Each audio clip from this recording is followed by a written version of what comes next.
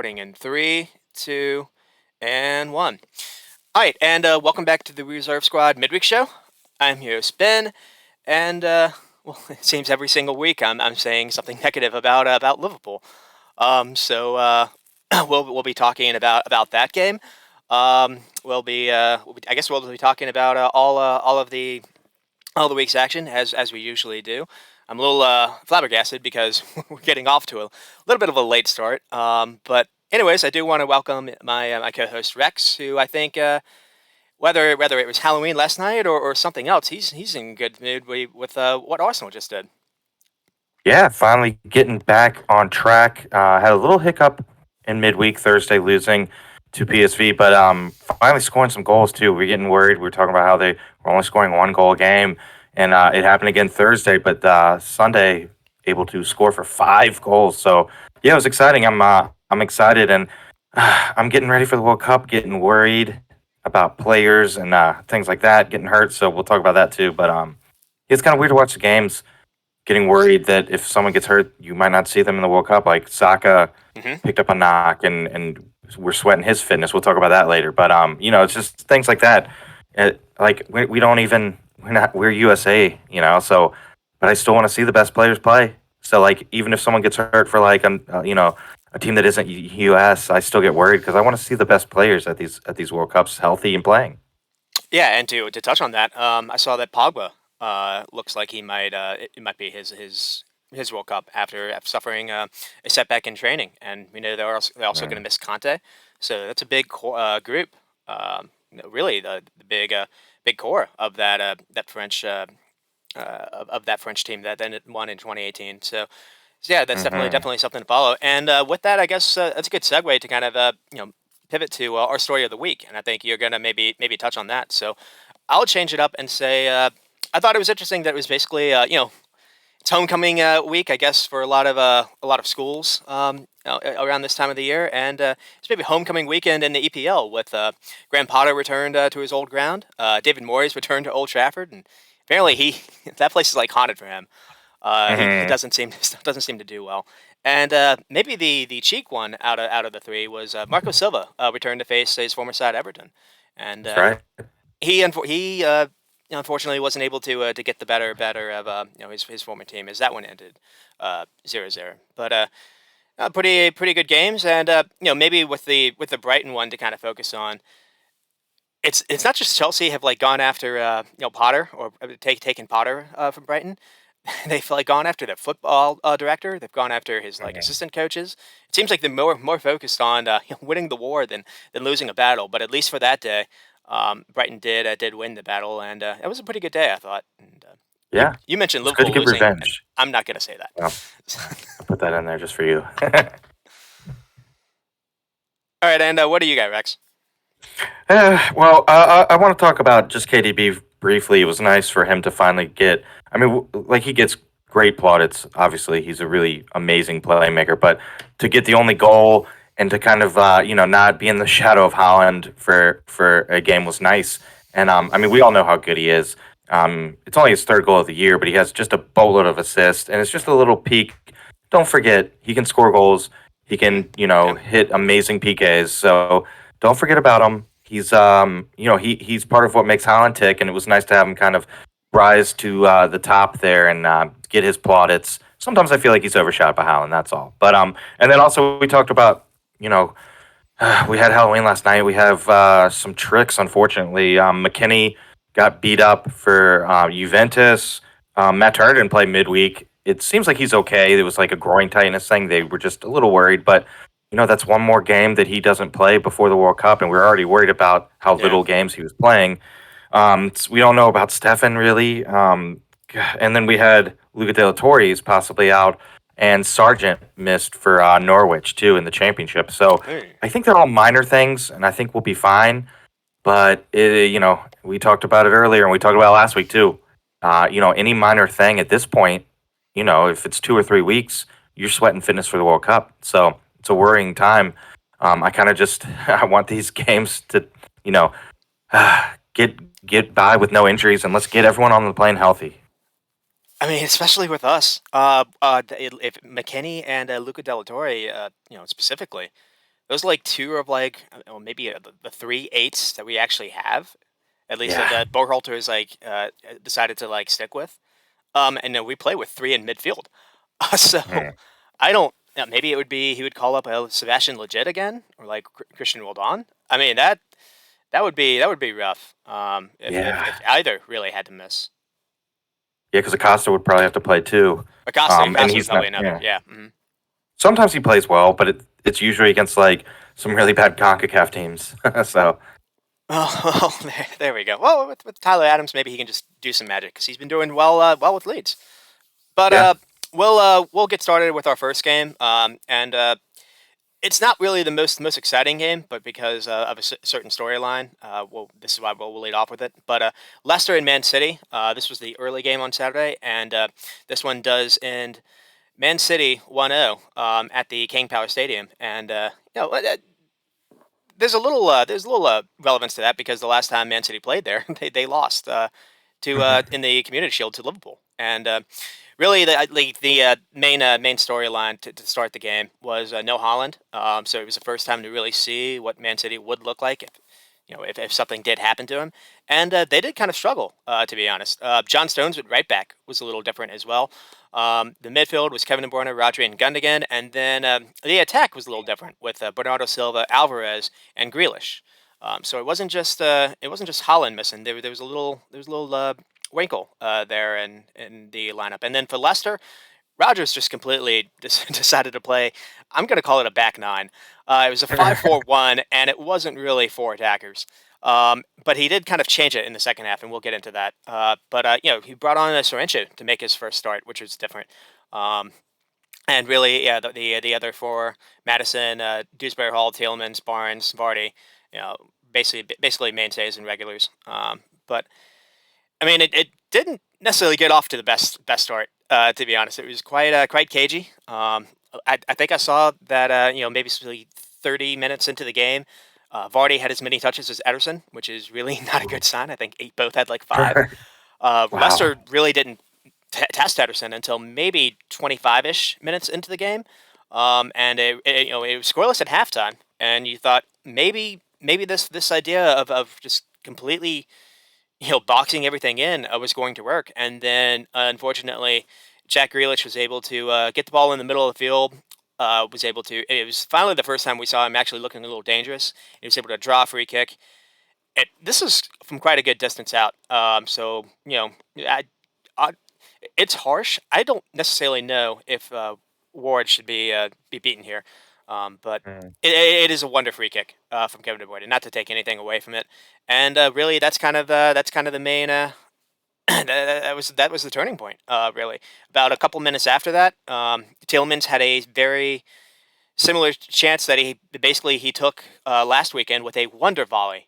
But unfortunately, it was just inches from striking the post. And I think maybe the thing kind of touch on here is this game was inches from either being tied or flipped because Kevin De Bruyne's shot went in by inches and Tielemans' shot basically missed by inches. It might have even been a save by Ederson. It might have been a Yeah, hand. I think so. Yeah, I think he got a piece of it. A piece of it onto the top of the bar over. So we'll kind of start there, and then I mean we'll say what happened a little bit after that. But what were your at least first thoughts from this point, Rex? Well, I was kind of hoping Alvarez would step up. It was a big opportunity for him. Mhm. He's not gonna start that much with Holland in front of him. So it was a big opportunity. Obviously, huge boots to fill there. But yeah, I mean, I think he's a good player, but he really wasn't that productive, and he didn't really look a goal threat. He had one moment. I think they ended up scoring, but it was either offsides or a foul in the build-up, so it didn't count. But other than that, he was kind of anonymous. Mhm. And I mean, Grealish did. He looked dangerous for that free kick, but I want more out of him. He hasn't really settled yet in City still, and I wonder if maybe he could play in the middle some more. He played a little bit as the center attacking mid at Villa, and he liked to drift out to the left in space. So maybe there's something there for Pep to like kind of get more out of Grealish. Maybe he can combine with I don't know like Cancelo or someone on the left, and he can kind of do what he likes to do because I do think he's best dribbling and taking players on, not necessarily for pace, but just because he's such a good dribbler. And I just remember him for Villa getting hacked all the time and getting all these free kicks. Yep. And we saw him get the free kick here, and De Bruyne scored. So I don't know. Maybe there's just a better role for him. I don't know if I necessarily like him at left wing. Yeah, I don't know. I think in the middle would be nice, but you already have KDB there. You can play I Bernardo think Silva there, and I think so that's the it's pretty problem. tough. Yeah. Yeah, I mean, I do want to. I want to touch back on that because that's definitely a good thing to bring up. But generally that's kind of been I think the problem is you can't. I don't know if you can necessarily play both him and De Bruyne in almost like a free role because I think that would open you up a little too much. But at least it is something for Pep to kind of think about. I mean, frankly, I think Grealish should learn how to play like Bernardo Silva or like Gundogan. yeah, Try to find a way to work in midfield. But Pep tried that in the beginning, and because he wasn't doing he wasn't doing defensive work. That was exposing them on that side. I remember Man City basically lost the Community Shield game, I think, to Leicester last year because of that when Pep tried that. But to kind of to keep the focus on this game, the reason why I wanted to kind of pause and then return is it was a completely different game after Brendan Rodgers made some substitutes. So after they finally went down, he decided to basically have a go at it. He said after the game his goal was to make it basically a 20-minute game, and then to kind of Mhm. to still be in it, to to it not be a blowout until like the 70th minute, and so he accomplished doing that. So what he did is he took off Sorrento to basically bring on um, Iheanacho, and then he took off Vardy for Daka, and then he basically moved Madison over in almost like a cam spot. And so, I mean, it was still a back three, but he was playing with wing backs. I think he pushed Harvey Barnes to wing back, and what it really created was almost a 3-4, kind of like a 1-2 formation. And so a little narrow, but you still got the width from the wingbacks. But what I noticed is they were so much better at least putting pressure on Man City when they were trying to pass from the back, and they were getting a little bit more turnovers. And frankly, that final 20 minutes, it did feel like Leicester maybe could have gotten something out of this. Yeah, yeah. I thought they were going to maybe get the equalizer. They looked good. Really put the pressure up the last 20. That's something that maybe they can look at and take away from as a positive. But I also thought I don't know. I thought they're kind of set up to. Obviously, they're going to sit back deep and defend, but I thought they were set up well to maybe counter on the flanks with like Grealish and Silva, not necessarily known for tracking back defensively. So I Mm. thought that would be like a focal point right out of the gate. And like you said, it really wasn't. It was more, later in the second half that they kind of actually started to attack a little bit because they really were just sitting back and defending. And you can't blame Rodgers for that, I guess, because he doesn't want to lose real bad to City. And if you can just stay in the game 0-0, you never know. The longer it's tied, you might be able to get like a free goal and win, or just a goal to tie, and that's fine against City. So can't blame Rodgers for that. But I mean, their defense has been leaking goals, and they do have a potent attack. They score a decent amount. Mhm. So I don't know. I struggle with maybe I wanted to see them play like that the whole game, but also maybe City would have just destroyed them on the counter, and maybe City would have won 4-0. So yeah, I think it was a good strategy by Rodgers. Just hang in there, and then the last 20, if we're in the game, we'll try to hit them on the counter and get something going. It almost paid off. I mean, I don't want to necessarily criticize him for his tactics in this game specifically because I do think it did work. But I've been calling for him to play with two strikers and like Madison in this kind of creative role. I want to say for like Yeah. 3 or 4 episodes now. And it was good You to have. finally see it happen again, and it was good to see it work. To be honest, because I thought Madison was so much better in the middle than necessarily being out wide. One, he doesn't Yeah. have to do less defensive duty. It's easier for him to press, and he was getting a couple turnovers. There was a couple chances where he actually won the ball, I think, off Ruben Diaz, and Iheanacho had a shot that Mm. he could have done better to test Ederson. And it was the first time we really saw Iheanacho in a while. I want to say. I mean, he's gotten a couple minutes here and there, and I thought he looked good. I mean, a little rusty with his finishing, but everything else, I did think he looked good. And Yeah, and he's had just a weird career at Leicester because it seems like when he does play, he plays pretty well. And last year, like, what did he do? He scored like a couple goals in a row, I remember, and was mhm. just like unplayable. And then all of a sudden, he didn't play again. So it's been kind of a weird career for him at Leicester. But yeah, maybe Vardy, he's a player that relies on speed, and that's like the first thing to go with age. So he's starting to trend down a little bit. It might be time to kind of just bring Iheanacho in more and more. And maybe Vardy will be like, the bench guy and Iheanacho will be the starter. Or, like you said, play two up top Play because two. Madison really is amazing as a 10. I think that's his best position. Like, that's a position where, like, I could see him playing well for England there one day, maybe. I mean, Well, he's not a spring chicken per se, but you're I mean, getting, yeah, wasn't that where you're speaking to their England minds or England hearts right there. Well, wasn't he like when he did play for England? Didn't he play as a number 10 at times? I feel like he was, but Southgate yeah, I doesn't like him really play there. with a 10. That's like the problem. Also, Kane likes to drop back too, so that like, I think that's kind of the reason why Yeah, he doesn't like true. doing it. I mean, it Mhm. was interesting to Callum see Wilson. City with not just Holland. They also didn't have Foden. Um, the Stones at right back is still a bit of an issue to Yeah, me I don't because get that. you're not necessarily getting anything. I mean, basically, he's being asked to like be defensive because you have Kevin De Bruyne and Silva already on the right side. So I think maybe that's kind of Pep's way to play De Bruyne still in midfield, so he doesn't have to do necessarily as many defensive duties. But one thing that was interesting to me is how Leicester just were not afraid when Man City got the ball out wide. So that, like when I said they were playing like almost like a back nine, they weren't even bothering with the wings. Everything was compact in the middle, and I think they just realized you're not going to cross the ball to Alvarez.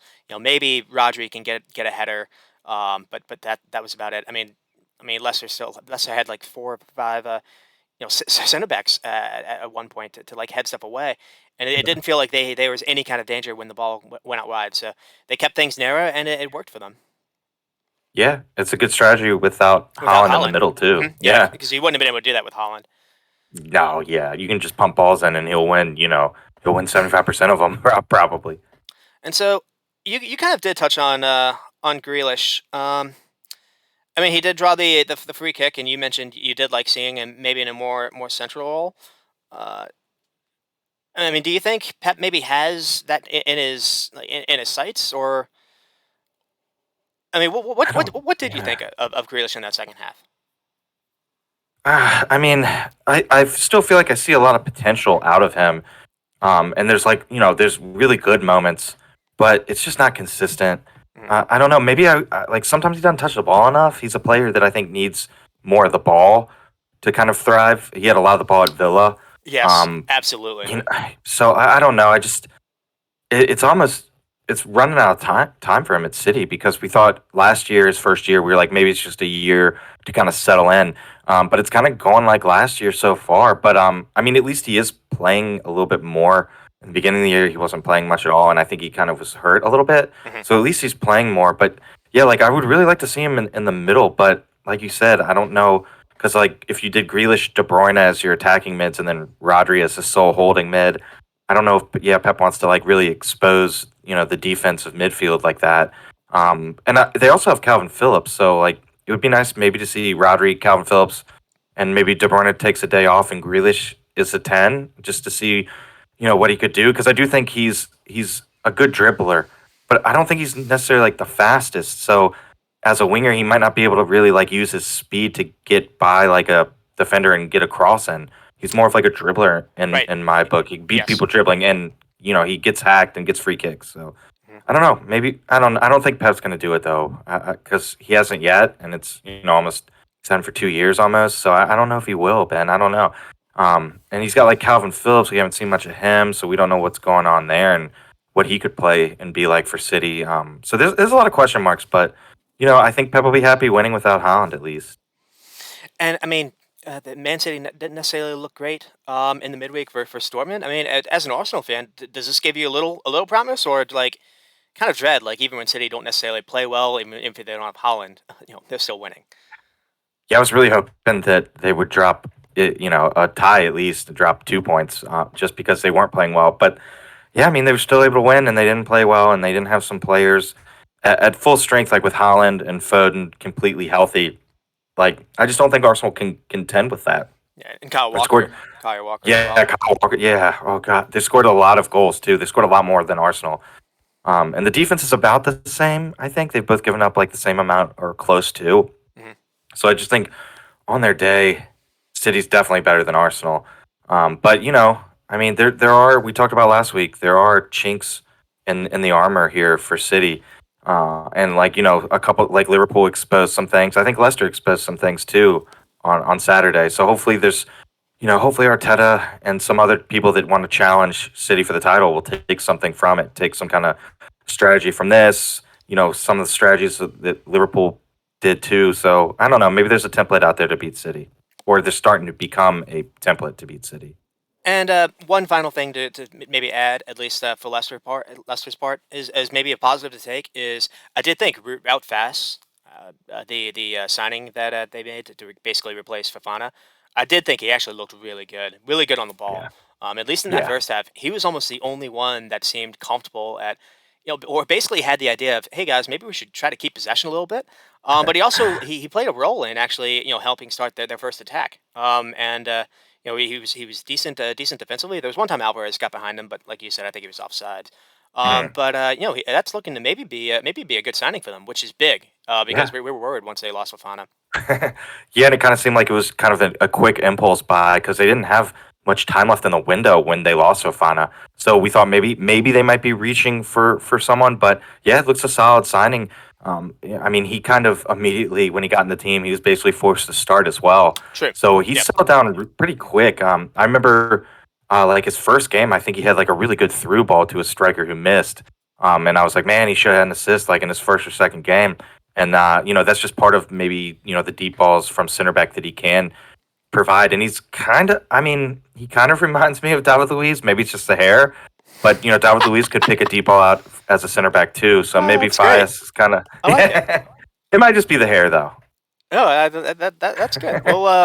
Maybe we'll. That's good. That's a good take to have. But anyways, like we led with this game because basically what this did is this led Man City actually, be on top of the table before Arsenal were able to play on Sunday, and that gets Mhm. us to our next game: Arsenal versus Nottingham Forest. As far as the lineup news, not a whole lot changed. But the injury news was really kind of the main thing. Soccer was forced off Mhm. after getting a knock. You mentioned how it is just a knock, and maybe at least for England fears, he should still be good. But maybe the big story of it is who came on to replace him. So Yeah. I mean, first half was kind of so-so. I mean, Arsenal got off to a really good start. So one thing to maybe do like to settle nerves is get an early goal because this Mhm. Forest team just held Liverpool. And Mhm. it's a really good goal by Martinelli. It's Saka's assist. I think what's interesting is Ben White makes an overlap run, and that's kind of what freezes Lodi. And I think that's why Saka is able to get the cross off. But I mean, Martinelli basically makes a run that I want to say like six defenders just do not mark or do not like notice. Because Martinelli is the first ball to get the ball to Saka, and he just continues his run, and just no one bothers to mark him. But just Mhm. in that one instance, I saw a way that Arsenal was attacking Forest in a much different way than Liverpool were, and you saw it bear out. Yeah, yeah, that's a good point. You mentioned Saka. It seems like he's okay. I don't know. He might not play Thursday, I guess, but I'd be fine with that. He needs to rest. But I think he has knocks on his foot and his ankle.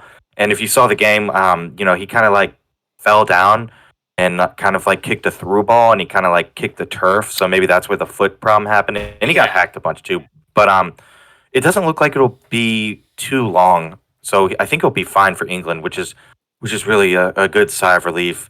But like you mentioned, Nelson came in for him and stepped up, and he hasn't really played that much this year. He's had little cameos basically in Europa League, so it was really nice to see him come in and score. And not only that, but it was kind of like a poacher's goal for the first one, which is kind of funny because he's like a winger. But it was like a rebound, and he was right in the center of the box in the right place, like a striker, and he tucked it away, and then got the second one really quick after that, and then got an assist too. So, before the season started, or in the beginning of the season, right before the transfer window ended, Arsenal were kind of looking for a winger because I guess Arteta wasn't sure, what Nelson would bring I since remember he's you been on thinking loan. about they were looking at Neto or someone like that. Pino, yeah, from Oh, Villarreal. Pino. Oh, okay. Gakpo maybe too. Because I just don't think Arteta really knew what he had there, and Marquinhos was new, so he didn't know what he has there either. But yeah, maybe Nelson is going to get maybe the start now in Europa League, and it's a chance for him to kind of show Arteta that not only can I like play in Europa League, but maybe I can come off the bench or even start some games in the Premier League, and you're not going to see that big of a drop off from like Saka or Martinelli, which is great because both of those guys have been playing a lot, and they've been like hacked up a bunch too. So I do worry they're young. I don't want them to play like 100% games. Like, be nice to give them a rest if they're tired. And I think the only thing that was really holding that back is Arteta didn't really have any other wingers, or at least wingers that he was really confident in coming in and replacing Saka or Martinelli for a little bit. Yeah, it felt when he was resting Socket, it was either like you said, Marquinhos. I think he got a game versus it might have been Zurich, and then it seemed like Yeah, in the he beginning. was trying to play Fabio Vieira, almost in that right wing spot, even though he was more kind of Yeah. playing in the half space. Um, Hmm. I mean, the thing that would impress me, at least, you touched on the second goal that Arsenal scored, that Reece Nelson's first, is he first what he does is he first cuts in, but his first shot is with his left foot, and then he actually scores with his right. So I don't know if he's two-footed, but I mean he showed confidence in both feet there, which I think was pretty good. Yeah. Um, I think he missed the first shot. Like it wasn't as crisp a contact because it was his left foot, which is his weaker foot. So yeah, I'm glad it came to his right foot, but it was still opportunistic to be in the right place, which is always great because I mean that stuff's kind of hard when you're not playing all the time either. Like he has kind of built up minutes off the bench, but he played like 70 minutes in this one. So yeah, when he came on, I was excited because I do want him to do well. He's got a great story. Just really wants to play for Arsenal, and he's been on loan the last couple years and hasn't really been given a chance. And he's given a chance on Sunday, and it looks like he'll be given a little bit of a chance Thursday and maybe against Chelsea too on the weekend. So we'll see what he can do, and hopefully he can kind of build up on it because he is a player I like. He's kind of an underdog kind of player, and I always like those kind of players, and which I want him to do well. it's another example of like maybe Arteta really did know what he was doing when he sent those guys out on loan, because we actually talked about this towards the end of last season when we were like, oh, maybe they could have used these players, but Nelson went to Feyenoord, and was basically starting for them every game. And Mhm. another, the best example of that is Saliba, Yeah, who kept playing either at Marseille, or I think he was at another French club even before that. And so he got yes, two and seasons. Etienne. Yeah, Mhm. he got 2 seasons Yeah, and he was over there. the young French young player of the year in Ligue 1 last year too. So yeah, that's a good point because I mean yeah, last year I think we talked about it, I was like we could really use a good center back. I don't know why we didn't have Saliba, but yeah, maybe you bring him in a year early and he doesn't settle, and like that's something that could like ruin his career in England. We've seen players kind of do that, and then oh well, I got to go back to Ligue 1 because I just can't handle the Premier League. So yeah, possibly good decisions. I don't know.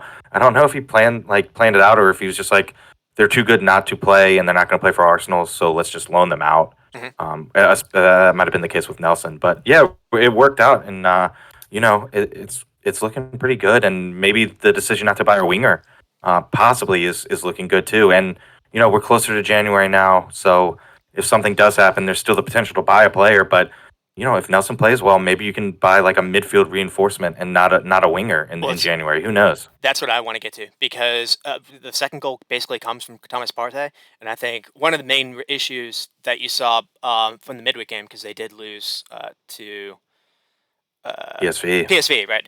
Right, they did lose in the yeah, midweek because too low. Partey didn't play that game. Is you just see Partey able to just he's able to just get a turn on the ball, but when there's space there, he recognizes to dribble up and carry, and what that does is that forces defenders to kind of move, and it basically froze them. And another thing that happened on this goal, I want to touch on the second goal and third goal specifically, because again, the movement, it was so much different than what Liverpool were able to do. Martinelli is sticking on the touchline, and Serge Aurier is really, really focused on him. And what that does, Granit Xhaka recognizes that, and he just immediately makes a darting run all the way through, and basically splits Serge Aurier and it might be Cook. It might the other Yeah, the yeah, other Steve Cook, probably. center back. And Partey just he's able to look up. He keeps his head up and just feeds a perfect through ball. And this goal really happens because of that through ball. And then they kind of Mhm. move it around. Jesus gets it. But that was really great. And then for the third goal, this starts with basically just Gabriel clearing the ball away, and then Reece Nelson is the first one to touch it, basically on the top of his box. It's a really good touch. He's able to then find, I think he finds Party as well, or finds Shaka, and then Shaka then gets the ball to Jesus, and they're able to to again get the ball upfield. And again, it's one of those where they quickly move the ball from one side to the other, where uh, whether it was Jesus or Odegaard, all of them were comfortable in tight spaces. All of them were comfortable being pressed, and they were able to just find gaps. And then, lo and behold, it's Nelson, the guy that basically started the movement 80 yards down the field, was able to finish that one. So that was a really good play from them as well. Yeah, and just to touch on like Shaka's role, like he can recognize where there's space and make the run because of how good Partey is defensively. Odegaard Yes. and Shaka can kind of leave the midfield, and Thomas can hold it down defensively. And Martinelli going wide and just making more room on the pitch for others to run into. Chef's kiss. It's perfect. I love it. And you mentioned like being able to play in tight spaces. Those quick like give and goes and 1-2s in tight spaces real quick wasn't something they were necessarily doing a lot last year. And I mean, they do it to perfection this year. You can tell they've really been working on it, and it helps them get out of tight defensive jams, and just being able to play fast. They can kind of break presses easier too. It's awesome. And so a lot of positives. I mean, 24 shots at 10 on target. Just completely blanked Forest, to be honest. Like it was so weird how Forest were able to, they had like what 25% of the ball last week, but they were still able to get Allison to force like 7 saves. They Forest were not able to counter at all with Arsenal. And you mentioned like Shaka bombing forward. It seemed like maybe they'd be caught on the break, and no, Arsenal were very good defensively. They were able to press high and get them to turnover as well. But I mean, just Forest just seemed completely like a lost side. It was only a 1 goal game at halftime. You thought maybe something could happen, and it seemed after that second goal, just all belief just kind of went out the sails. Um, Yeah. I do want to touch at least on one thing. What did you think on Jesus' performance? Because Ooh. because he's getting looks, and he's getting that's my thing. If a striker stops getting looks, that's when I really start to worry. Because eventually, Yeah. if it eventually that ends up kind of turning out in your favor. The more chances you get, it's like the law of numbers thing. Yeah. And he's getting assists, like you mentioned, maybe 2 assists in this game. So hmm is it unlucky, or maybe something to worry about?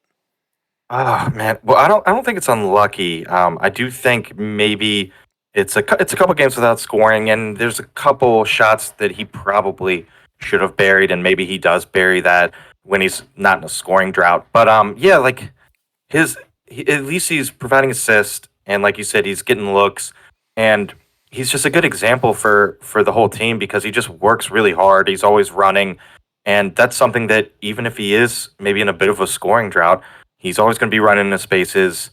He can hold up the ball. He can dribble by people and create goals. So even if he's not scoring, he's got a bunch of assists at least. But I do feel like he kind of needs to start to score a little bit more, just because it's like maybe like the Southampton game.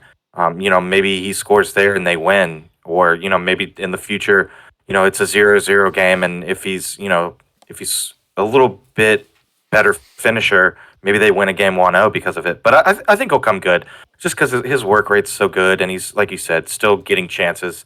But it is getting a little worrisome, the the goalless drought he's on right now. But I think he'll be okay. Some of the games where he hasn't scored, he played 20 minutes in Europa or something like that. So Yeah, yeah. it's You don't not. you don't count. Yeah, you don't want to count it as like a full game, but it is a little worrisome because Nketiah's not scoring either. And then a bunch of 1-0 games and a couple 1-1 games too. Maybe you could have used his scoring there too, but I think he'll come good. He works really hard, and he's a good example for the team. Everyone sees how hard he works and kind of feeds off that. So Mhm. even if he doesn't score, he's doing really well for Arsenal. But I want him to score soon. I mean, I don't want to necessarily like harp on this, but I mean, this is probably a stupid question, but is it possible he's got Brazil on his mind? That's maybe Yeah, yeah. Well, he didn't get picked because he though. didn't get he didn't get called up last Yeah, time. yeah. So you'd think he'd be like more motivated, and maybe he is, but maybe he's like pressing too hard. Mhm. like because he does want to kind of make an impression. So maybe he is thinking about a little too much when he's shooting because he wants to score so bad to get on that Brazil team. I don't know, but Martinelli didn't get on it either, and he's kind of doing the opposite. Like That's a great, he's maybe yeah, just that's a great example. just shutting off any fears and just being like, I need to play really well. But yeah, it's like I don't know. It's like if you're a striker and you're pressing like really hard, you really want to score goals. Sometimes that's where like you get that block in your head and you want to score so bad that like you don't. And sometimes it's better just to shut off and kind of trust your skills and shut off your mind a little bit and just go with like muscle memory. And collector's items from Odegaard and Party for the Mm. for the other goals, and Oh yeah. both were spectacular.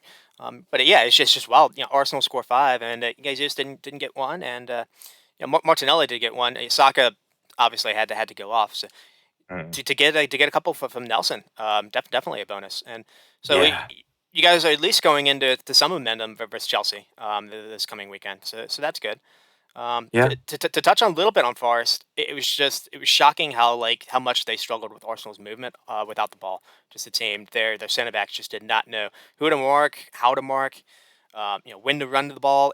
They were very bad on possession. Um, it's so weird because they were able to get this result versus Liverpool. They were on the back of actually getting a couple clean sheets, and they completely looked flat. At least in that second half. So a Yeah. little Yeah. still a They little kind of worry at times for Cooper. Yeah, yeah, they kind of gave up, which is never a good thing for the manager.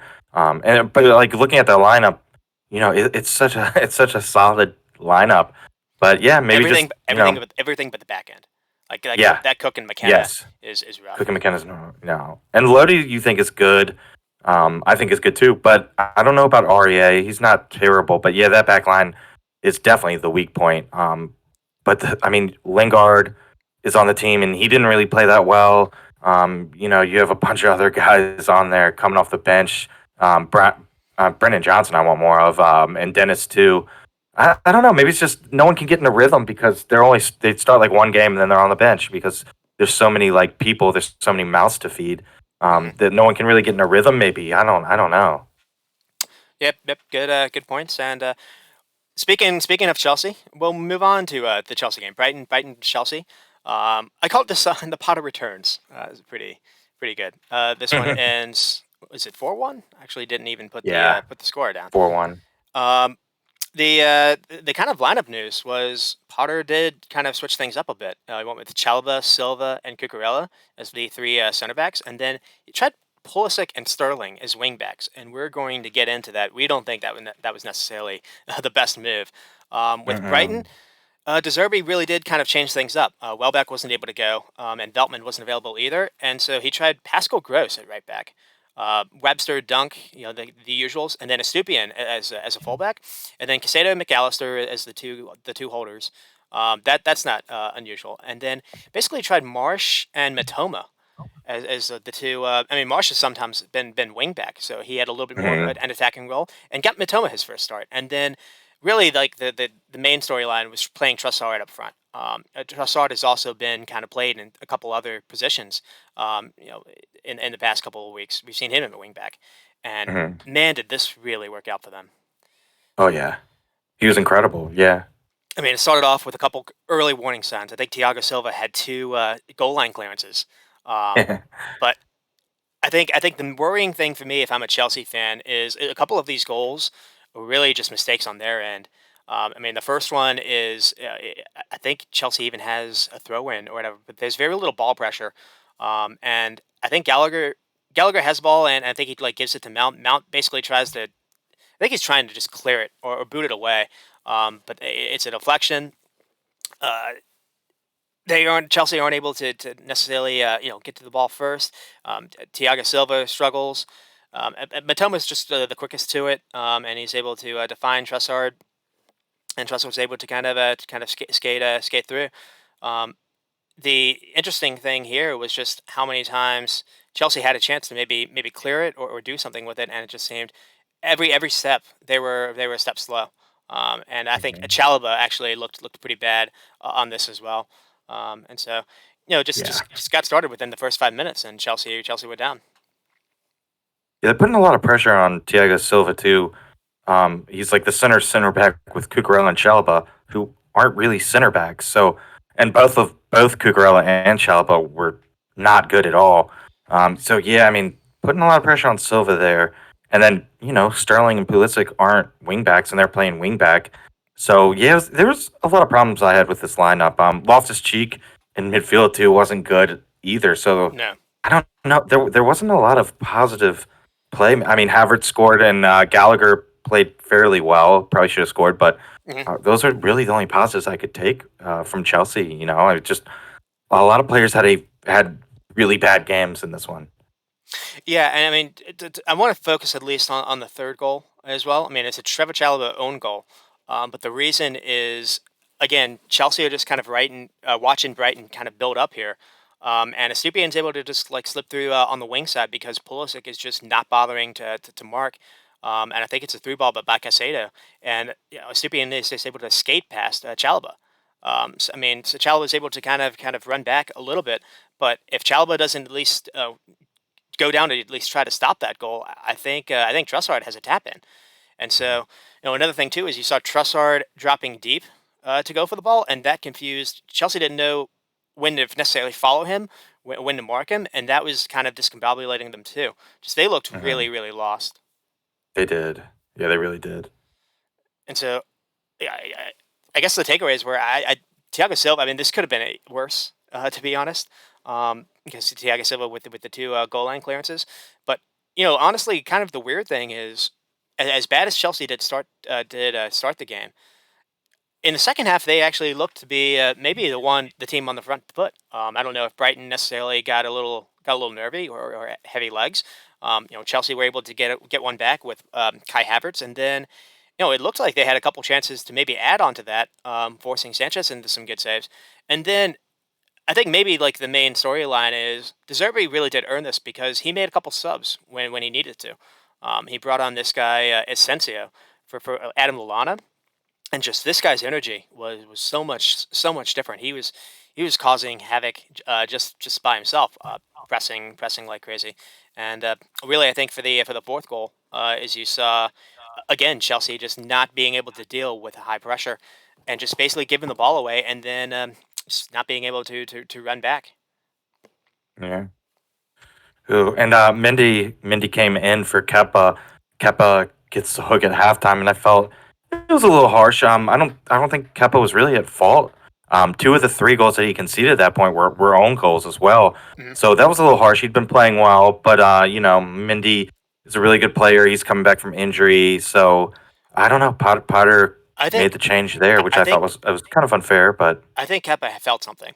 So I actually do oh, think it was an injury. I actually haven't. I should ooh, have all followed right. Well, up on that that. makes sense. Yeah, I remember Okay. watching it, and Kepa was like pointing to his hamstring.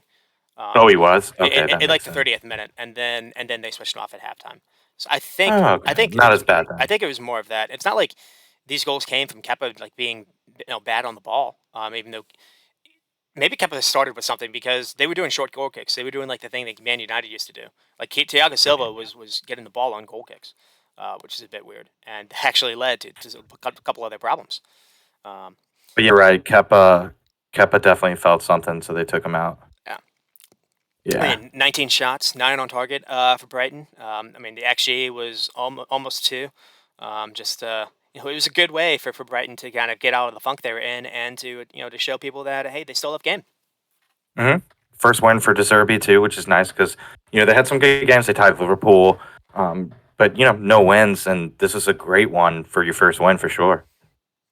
And to kind of focus a little bit on Chelsea, I do think Potter has some issues here because Chalaba stands out, but Thiago Silva didn't necessarily look his best either. He might start to have heavy legs, and you start to look at who they have for defensive depth with the injuries that they have. It's a bit of a concern. Also, it seems every time he's tried Cucurella in a back three, he's hooked him at halftime, and Chilwell's Yeah. come on, and it's almost like they hmm switched. I think one of the reasons why maybe Chelsea looked better in that second half is they switched formations. They went back to a back four with fullbacks, and Pulisic was actually able to play a little higher up. Just he, hopefully we don't see that again. He's tried that a couple Yeah. times. I don't think Pulisic's ever looked good as a wingback. No, I don't think so either. not his spot. And unfortunately, another guy that he played at wingback was Sterling, and Sterling didn't necessarily have the best game, and he started to have a little bit of a rut, which could be concerning. Yeah. Yeah, he has not been the player that we're used to seeing at City for sure. And so, I mean, a big one next week at the Bridge with Arsenal, and Chelsea. Arsenal after having this big win, and Chelsea after kind of getting thumped. That's gonna be One would interesting. worry because sometimes that ends up backfiring on you because the Exactly. team that got Yeah. thumped has a lot of motivation now. But Yeah. at the same time, Chelsea without Reece James is just a different animal. Yeah, they are. Yeah, They really are. Yeah, and no real defenders now either, with a couple guys out. So yeah, I don't know. Maybe I mean, I'm sure Arteta's pouring over like ways to get at that back line. And yeah, I mean, I agree though with like Cucurella has been terrible as a center back. That's not what he does. But they kind of forced into doing it because of Fofana hurt and other people. I don't know, but I kind of I am worried because I do think it's kind of like they'll flip the switch, Chelsea, and maybe Arsenal come in too cocky kind of thing, because you do see that sometimes. So I don't know. It's a big game, and it's a chance for Chelsea to kind of wipe away the awful memories of this Brighton game if they can beat Chelsea. I mean, Arsenal at Chelsea. So yeah. they'll be looking forward to it. I mean, after watching that, I'm starting to actually really be concerned about Thiago Silva. To be honest, Mm, he looked off it, and one thing I've started to notice too is Chelsea do not try to play a high defensive line anymore, and I think they're doing it to kind of nurse him a little bit. So mm, it's not the same Chelsea team that we've seen in the past. And obviously, yeah. a lot of injuries have played into that effect. So it's not. This isn't on Potter, I don't think. Yeah, that's a good point too about Thiago, because he did have the two goal line clearances with his head, but it was his fault in the first place, passing sloppily out of the back. So Yep. yeah, he didn't make those two good plays, but he kind of caused them too. So yeah, that's a good point, and he's pretty old now, so not the fastest either. Yeah, he's playing every game. Still, Hmm. he was a really good player with them last year. But one thing that happened that they had last year was they had Rudiger, and they Hmm. haven't been able to. We haven't seen Koulibaly in the last couple of weeks. They're definitely Yeah, missing he's him, hurt and too. obviously Fofana. So it's just it's only Potter's first loss, but I think more might be coming until they get some of those guys back fit. Yeah, yeah. If they continue to play like that, they're definitely going to lose more. You'd think. All right, and we'll move on to Aston Villa and Newcastle. It was a great week for Aston Villa last week, and well, they at least had that to celebrate because this was a little rough. Newcastle does win 4-0. Lineup not really different for Newcastle and not really different for Aston Villa, so kind of went with the kind of the same thing from last week, um, and really, it was an even game for the most part until basically late in the first half where basically a guy that's been getting all kinds of headlines for Newcastle for the last month is Miguel Almiron's able to get the ball, close in the box and is able to square up a shot with his left foot. And I think it's Ashley Young. Ashley Young draws down and it hits his hand, and that draws the PK. And Callum Wilson's able to get the PK. But a little bit before this, and it's maybe I don't necessarily know if it's a turning point or not. But Amy Martinez had to be subbed off because Tyron Mings kind of clattered into his head, and I think we'll maybe actually talk. We'll start here before we actually get into the game because this was pretty bad. I think for the EPL because it's obvious he was down for like 20 minutes, getting treatment, and he was able to. They wanted him to like play on. He played for like maybe 8 minutes, and the first time he had to go down to get a ball, he couldn't get up. He like his head was dizzy. So Mm. did you see this, Rex? Yeah, yeah, it was. He got, yeah, like you said, his own player Mings, kneed him in the side of the head, and not only that, but it kind of like whiplashed his neck. Yeah, and then he was playing again, and he dove, on the ground to make a save, like an easy. No one was around him, and it kind of just jarred his head again, and he had to leave. And the scary thing, like Britain, the UK, they're kind of behind us when it comes to concussions. They're getting better, but I was I mean, surprised if by that. he kept, Yeah. yeah, because well, he kept playing when it was obviously a concussion, and if he got hit like that again in the head, right after he already did, like, I mean, could have been like some serious, traumatic brain injury, or maybe even death if he kept playing and took a big hit again to the head. So luckily, he just it was just a dive that finally made either him or the trainers be like, okay, let's take him out. But yeah, it could have been a lot worse. So hopefully, hopefully some lessons are learned here. That like the Premier League's getting better about it. But only a couple years ago, it was like players would get rocked and be out like unconscious and would come back in. So yeah, hopefully some things change because it could have been really bad. Well, with the 5 subs, I mean, that's another thing too. Like, it used to be, like, 3, and I guess, no one ever wanted to, like, waste a sub on, like, a supposed head injury. Maybe you could, like, kind of I don't wanna say ration it, but maybe that went into the thinking. With the 5 subs, there's no reason to risk it. I've even seen it suggested maybe there could be, like, a temporary sub where, like, if after Hmm. 10 minutes, if the guy's fine, then you take off the temporary sub guy off.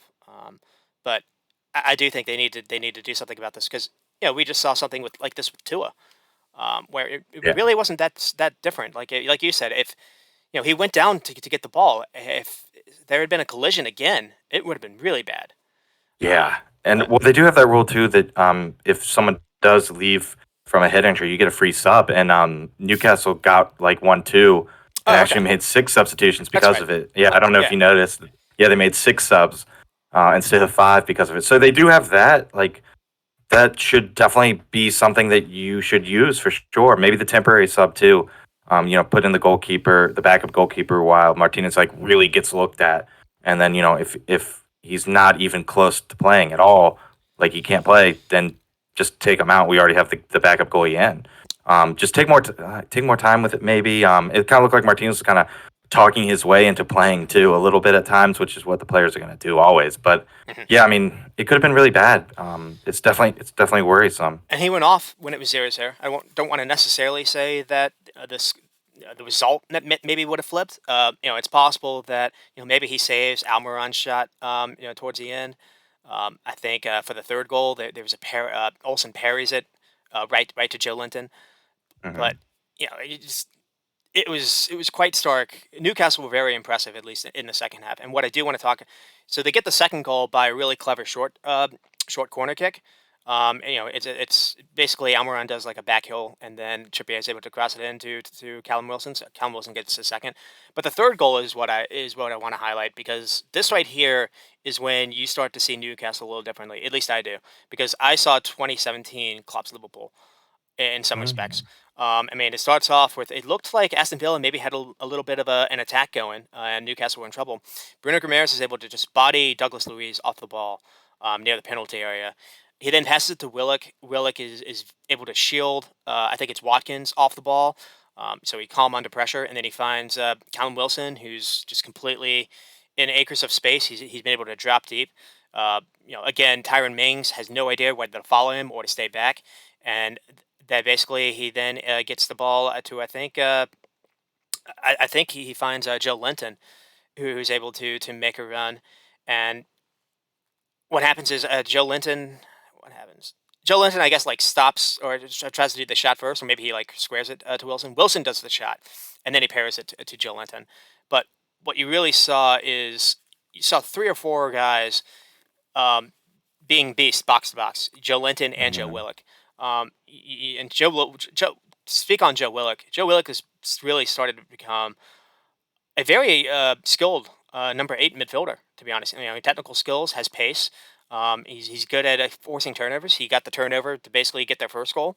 And he looks composed under pressure. But the way that they're able to just go from defense to attack and move up the field that quickly, and the way that it seems so many of these players have positional freedom in a way you would expect them to maybe also be vulnerable at the back.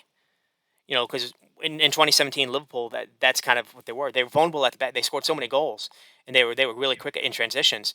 But they didn't have Virgil van Dijk. They had Dejan Lovren in there. Hmm. Newcastle don't necessarily have Van Dijk in there, but they aren't getting cut open.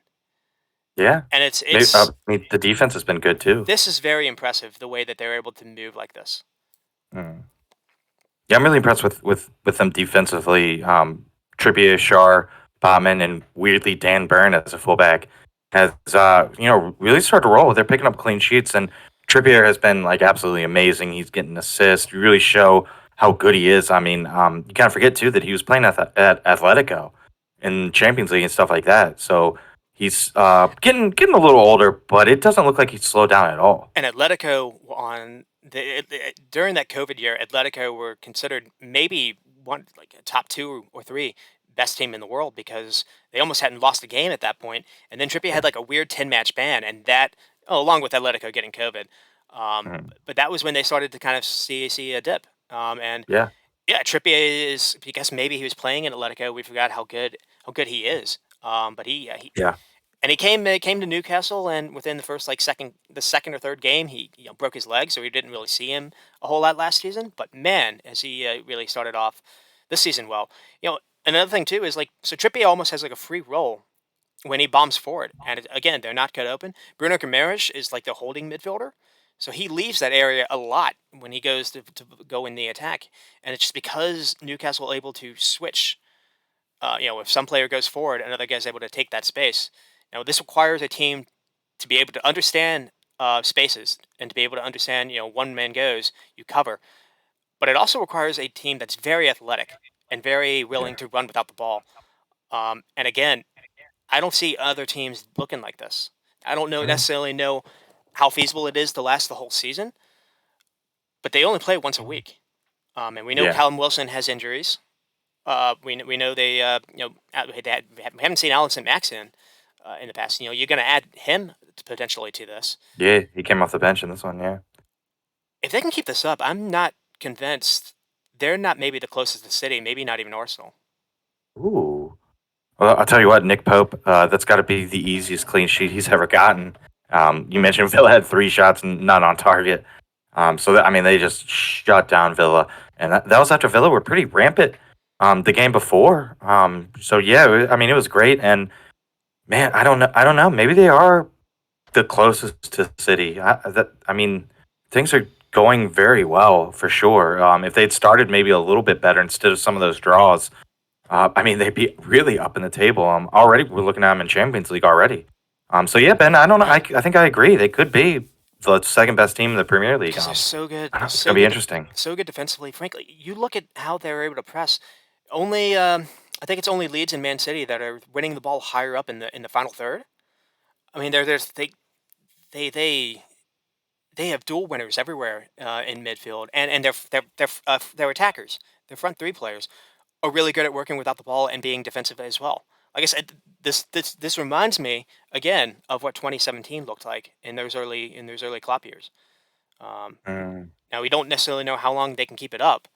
yeah. With injuries, I mean that does take a lot of running and a lot of covering ground. Um, but one player to maybe Yeah. highlight is, at least while he's not injured, is Callum Wilson. Gareth Southgate was in the stand, maybe Roch Trippier or Pope. But I mean, Wilson, since he's been back, I think he scored 6 goals. Tony scored 8. But Wilson, I think, is 6 in it for his last 9 games. Do you think he should get a look, like a last minute like thought about? Yeah, I mean, I think so, but I guess he probably won't. And I guess for me, it would probably be because Southgate just wants to see him put together a run of games, more games than what he's been doing. But yeah, man, I think just for goal scoring form, he deserves a look. I mean, yeah, like obviously Kane is the number one guy. Then you have maybe like Rashford could play striker. Tony too is a big kind of like clinical striker. So there's a lot of competition, but I think he does kind of deserve a look. I mean, he's a really good player, and just injuries are the only thing that have been keeping him back.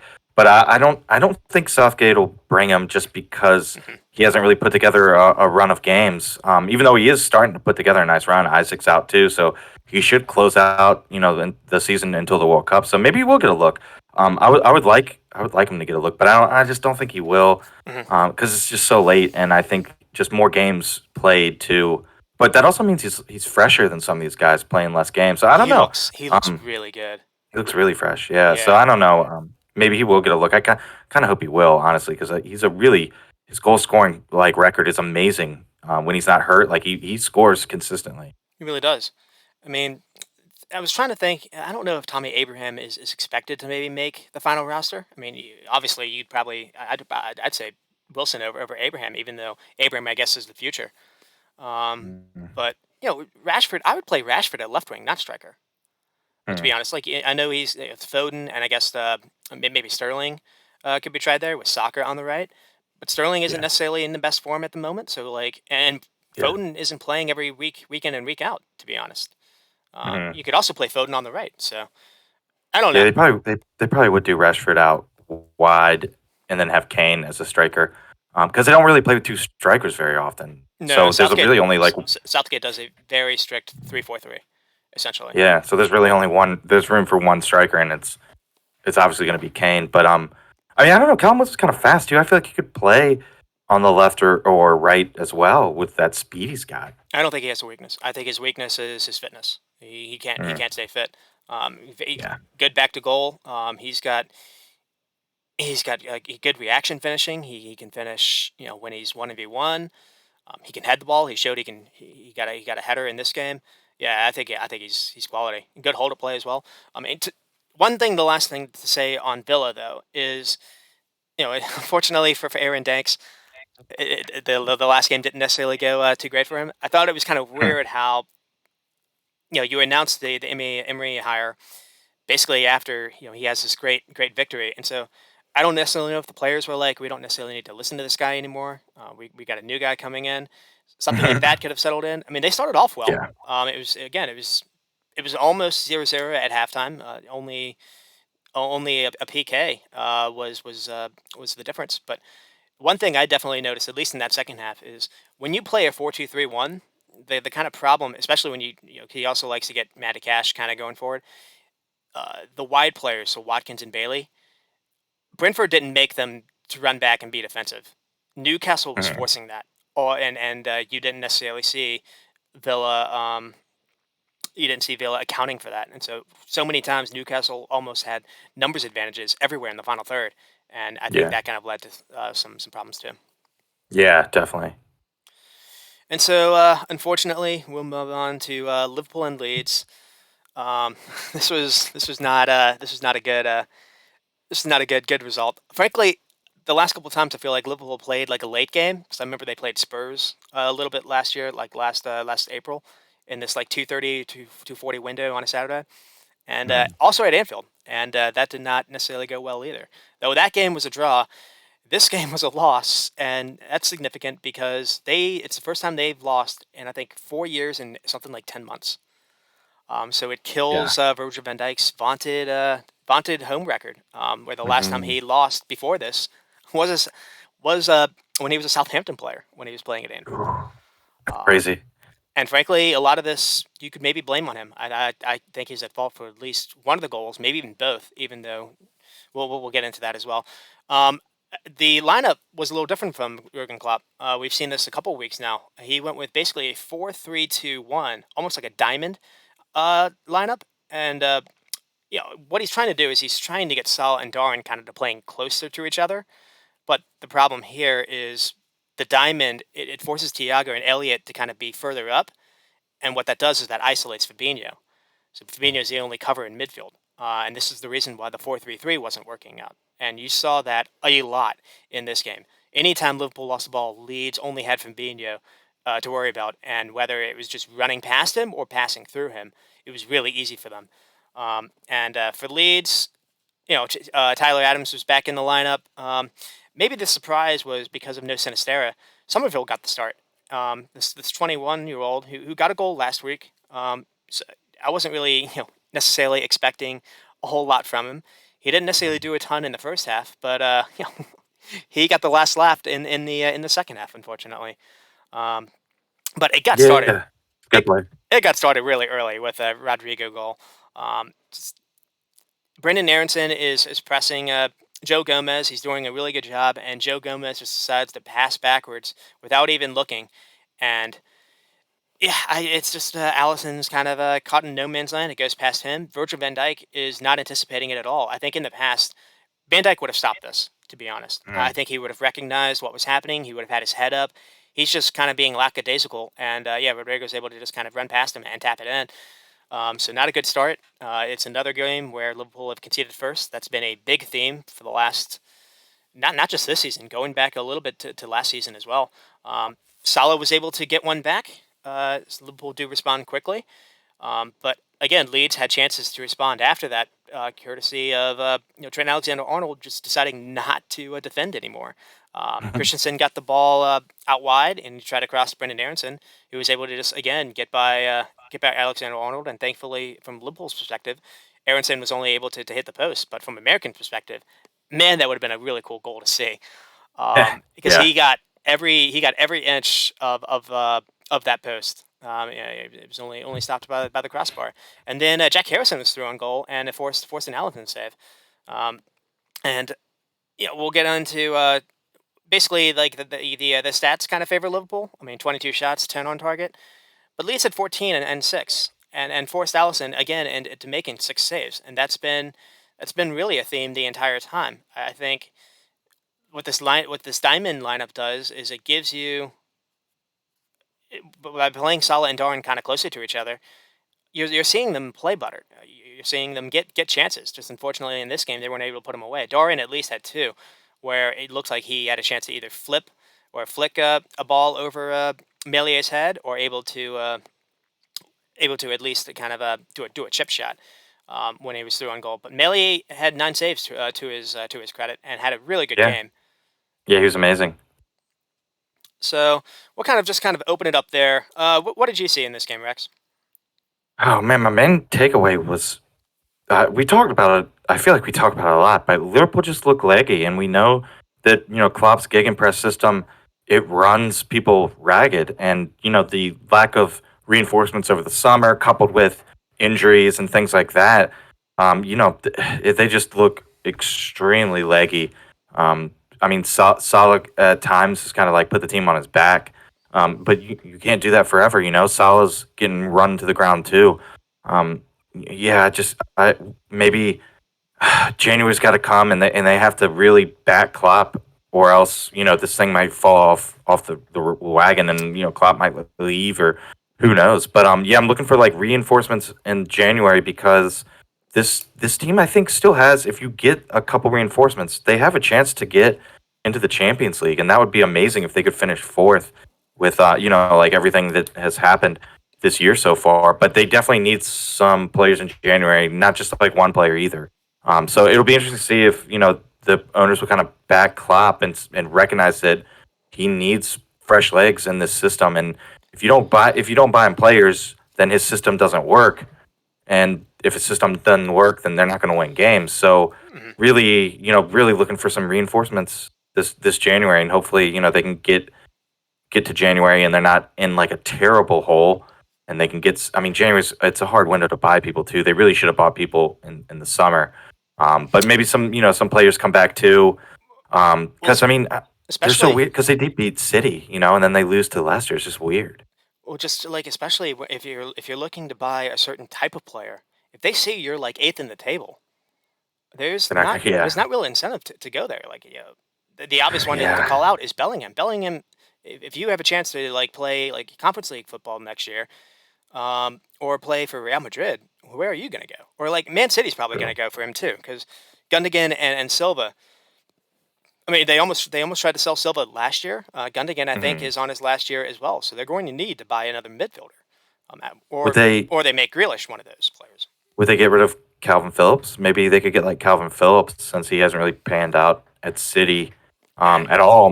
Calvin, No, he's not like a fan. 20, 25, 26. He's in a good age group. I think they want to eventually maybe either move him to Rodri's position, because Rodri's kind of young too. I don't. Maybe the idea is to actually play both together at some point. Just Calvin Phillips has been hurt. Um, Mhm. but to touch on Liverpool, I think what's problematic is one is back to back losses versus like basically teams we almost expect to get relegated. Not to Mhm. not to not to talk down on Marsh or whatever, or rain on the They're in the zone for sure. not to rain on the parade. But I think for the last couple of weeks, again, because of the injuries to Diego Jota and Luis Diaz, Liverpool aren't able to play with width the way that they have in the past, and the only way to do that is to almost expose your fullbacks even more so than they have. Another issue is Joe Gomez. He had this great game versus Man City, and it sucks to say, but I don't think he's an EPL caliber center back. at least at the Hmm. moment, unfortunately. I do think he can maybe do a Yeah. job at right back, which we might actually see when Kanate gets back. Because another thing to say is Trent Alexander-Arnold. I don't I don't know if he's a top right back anymore, and it's crazy to say Yeah. because there was talks about him maybe being World 11 at that spot. And Mhm. he's just stopped defending. He allows people to get past him way too much, and it's a problem. Every goal is happening on that right side, or it's through the middle, and that's another thing too. Uh, he Klopp switched formation so many times. So I used to be, kind of upset at him for not switching because he always played this 4-3-3. But the reason I think he switched to maybe playing a double pivot is because he recognizes either Henderson or Fabinho. They can't play that position. They can't manage the middle of the field by themselves anymore. And so Right. in other games, you had started to see almost like two holders essentially. Basically, don't move from this spot. Maybe we won't be as great going forward, but at least we won't be cut open in the middle. Um, but the problem, and you saw basically a 4-2-2-2 versus Forest that way. They were too narrow, and so what Klopp did is he ended up kind of switching to a diamond to kind of fit Fabinho or to fit Firmino in behind Salah and Darwin to be a little Mhm. more offensive minded, and that worked versus Ajax. Even though Ajax did Yeah. did get chances in the midweek, so Klopp's tried to stick with that again, and again, Liverpool forcing Melee into 9 saves, you could argue that they could have won this game. They could have just tried to outscore opponents, and maybe that's what Yeah. Klopp's thinking. But at least until that happens, I think what they should try is they should just go to a 4-2-3-1 and try Darwin Núñez as the left winger. Mm. I know you don't pay $80 million to make someone a left winger, but one thing that I saw that really encouraged me is, and I saw this versus Ajax too, is when Liverpool lost the ball, Darwin is the first one to almost sprint back and to try to do something defensively. He's got tremendous work rate. I don't think him being on the wing would be an issue for him at all. He's got so Mm. much speed. We saw him versus City. He looks comfortable, running down the touchline. His crossing could be better, but I think you play Darwin at left wing and play Salah striker again. And I Mm. think one positives to maybe take from this game is you are starting to see Salah score again. And I think it's because Salah is being more central. He's able to get the ball in the box as opposed to being this touchline winger that Mm. that he was to start the season. But Yeah. I want to touch on the second goal because I mean even Klopp kind of spoke about it at the end. The, this happens, I think, because I mean James Milner has the ball to start. There's really no danger, and he just decides to just clear it to nowhere in the middle of the field. You're not supposed to do that. So Lee's able to quickly win the ball back, and they get the ball to Granta. And then Curtis Jones and James Milner are just so lazy to get tight on him. I don't understand how Granta is able to find space to even get this cross off, but he does, and it's because Curtis Jones and James Milner are just they think they have him kind of pinned on the touchline, and they don't. They need to get closer here. Another thing too is once Granto is able to get the ball to Bamford, Virgil van Dijk is late to react, and he needs to get better here. Also, I do not know what Joe Gomez is doing in this point in the game. He is almost like a statue, kind of watching Henderson as well. Yeah. He was Um, poor. Mhm. Henderson is watching this as well because the reason why it's significant is Bamford doesn't necessarily have the best touch, and he gets lucky that Somerville is there. But the ball, because the ball is almost like chest high, he has to wait for the ball to go down. So if either Gomez, Henderson, or Van Dijk had just been a step quicker, I think they would have been able to block this goal from happening. And they Yeah. again, all it takes is a step to being late, and that's what happens. I don't blame Allison for this. He gets a hand on it, Yeah. but it's so close. And Summerfield does a really good job to take it as quickly as he does, and to keep it on the ground. It's easy to kind of boot that high because again, the ball is coming from a certain height. He's got to get it out of his feet quickly. Otherwise, I do think Van Dijk's maybe able to get a foot on it. But the reason why I want to touch on that is Klopp subbed Milner on in the second half for Trent Alexander-Arnold. I think it's almost a sackable offense, and it's because he keeps playing Milner here, and they keep dropping games when he plays Milner. He Milner was able to do a job versus Man City, but it's I do not understand why he keeps playing him. It's frustrating. You look to the investment, and the investment's definitely a problem. We've spoken to that before, but he had Fabio Carvalho to play. He could have tried Canate and moved Gomez back if he thought Trent needed rest or had a minutes restriction. Um, he could have to bringing on Curtis Jones didn't necessarily work out either. It was you know, one, you kind of see how poor the bench is, but two, Klopp made some mistakes in this game, I think, and that ended up costing him. And so maybe this all kind of turns around. I mean, they have a big game versus Napoli. If they can somehow find a way to kind of win that game, I think they do actually win their group. And then two, they have a huge game versus Spurs. It's at Spurs, and they also have a game in hand versus Spurs. And so they're right now in the table. I think even with like Brentford or Crystal Palace. But if they can beat Spurs in this coming Saturday, um, and they win that game versus Southampton, they still have a game in hand for some of these teams in the top. They'll be right there Mhm. by the time they get Luis Diaz back in December. And so that's really the goal right now, to just be within breathing distance, to be at least be able to make some noise, because right Yeah. now it's not going good, and they missed a huge opportunity. You mentioned like the Man City game. You figured maybe they could get some momentum, and they've done the absolute opposite. Yeah. They've almost petered out. Yeah, they're starting to pick up like some momentum too. They had 2 wins in a row, and then flick a switch, and it's 2 losses in a row. Yeah, it's just the team's kind of like that this year. They're I got you. I mean, I'm sure you're the same way. I don't know what team's going to show up when I tune in to watch Liverpool. I mean, it's weird, and like you said, if they can be within like 4 or 5 points of the top four come January, and you get some guys in, you're gonna have a chance. You just can't let it get too far before the window opens up, I guess, and then the World Cup will help too.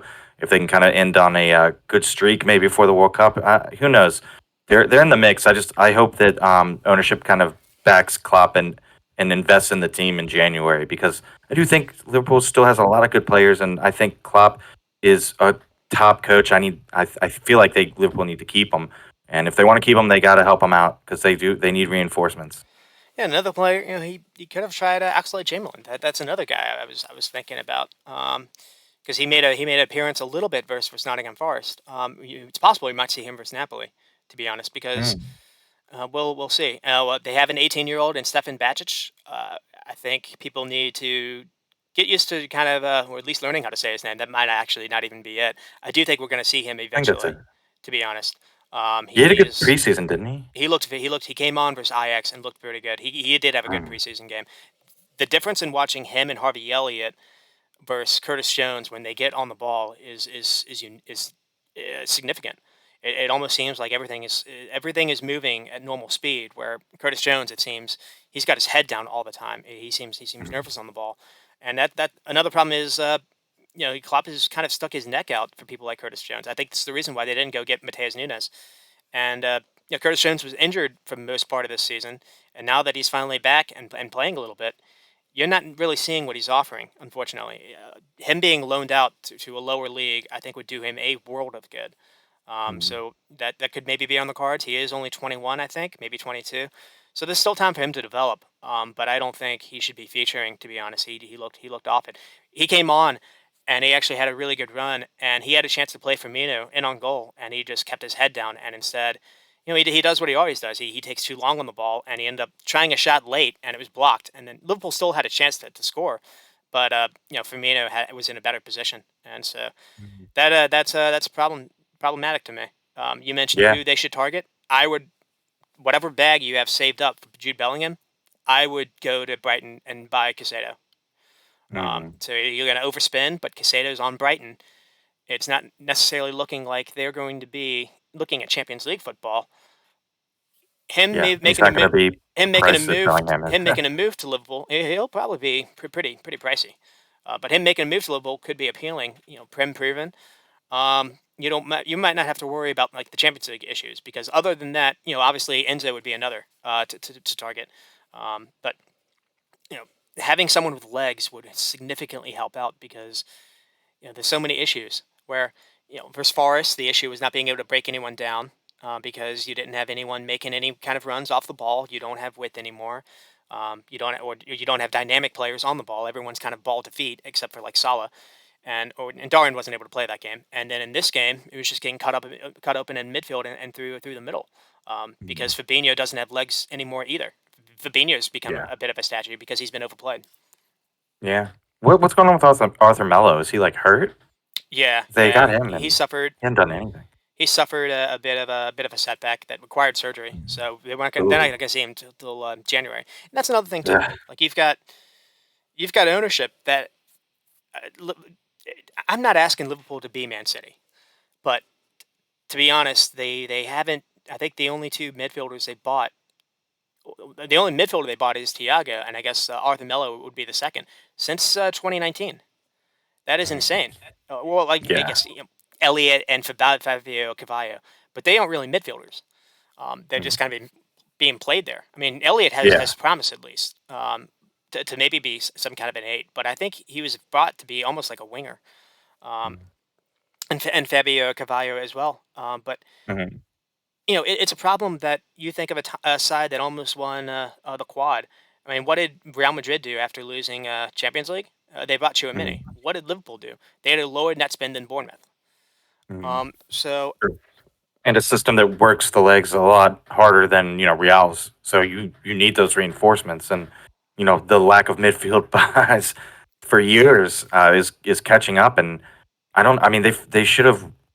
There should have been better plans in place. Knowing, because if we know Klopp's system is taxing on the legs, like the owners know, why aren't they making the purchases? I don't know.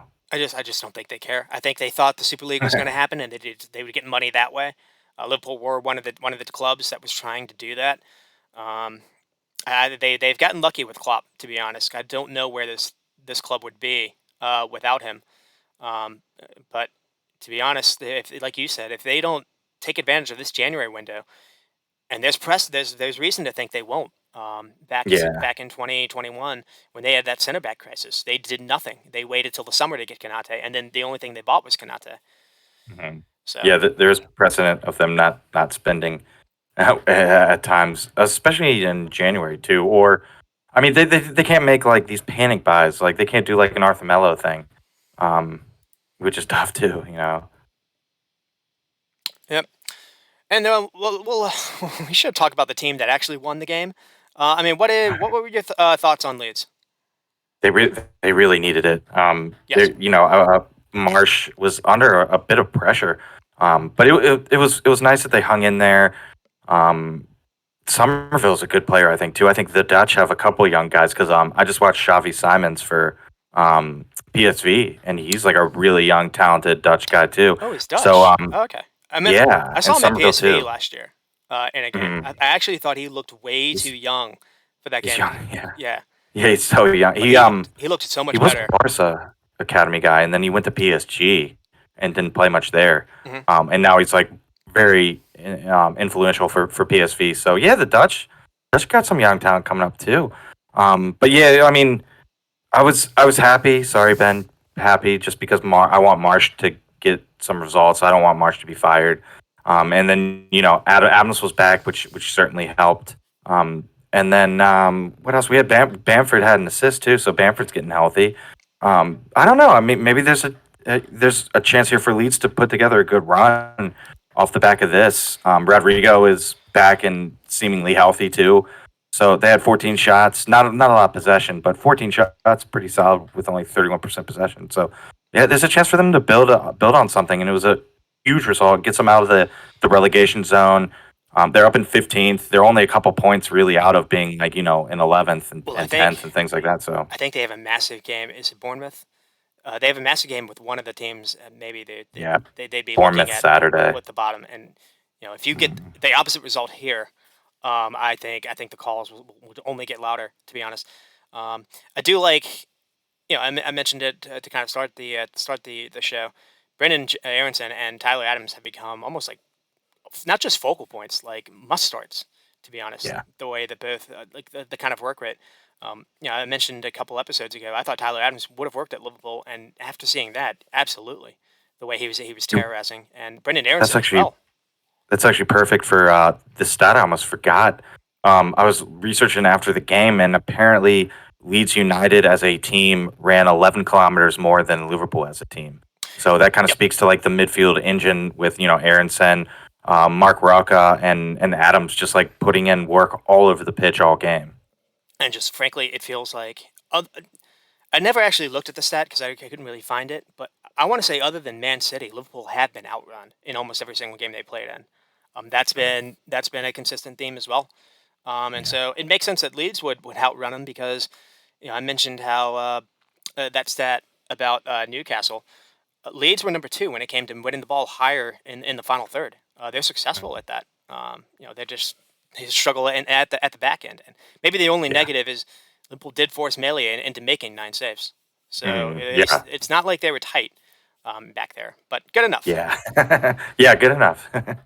And so we'll move on to Tottenham and Bournemouth, and spent a little maybe too much time on Liverpool and maybe Newcastle, but this was maybe game of Saturday, to be honest, because Bournemouth got out to a 2 goal lead with maybe 50 minutes to go.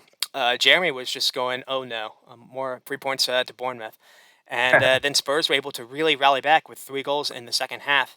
So I mean, got started with Kiefer Moore getting two, a couple really nice movements actually by Bournemouth. It wasn't just cross and hope, even though the Mm. second goal was a long cross.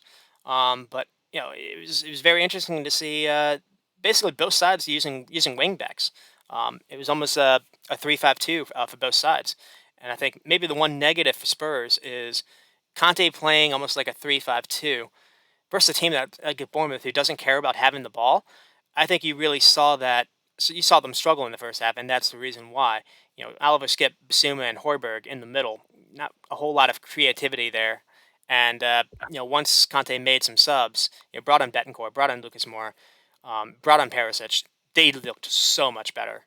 I thought. Mm. Yeah. Perisic coming back is going to help a lot. And they brought on Lucas Moore too.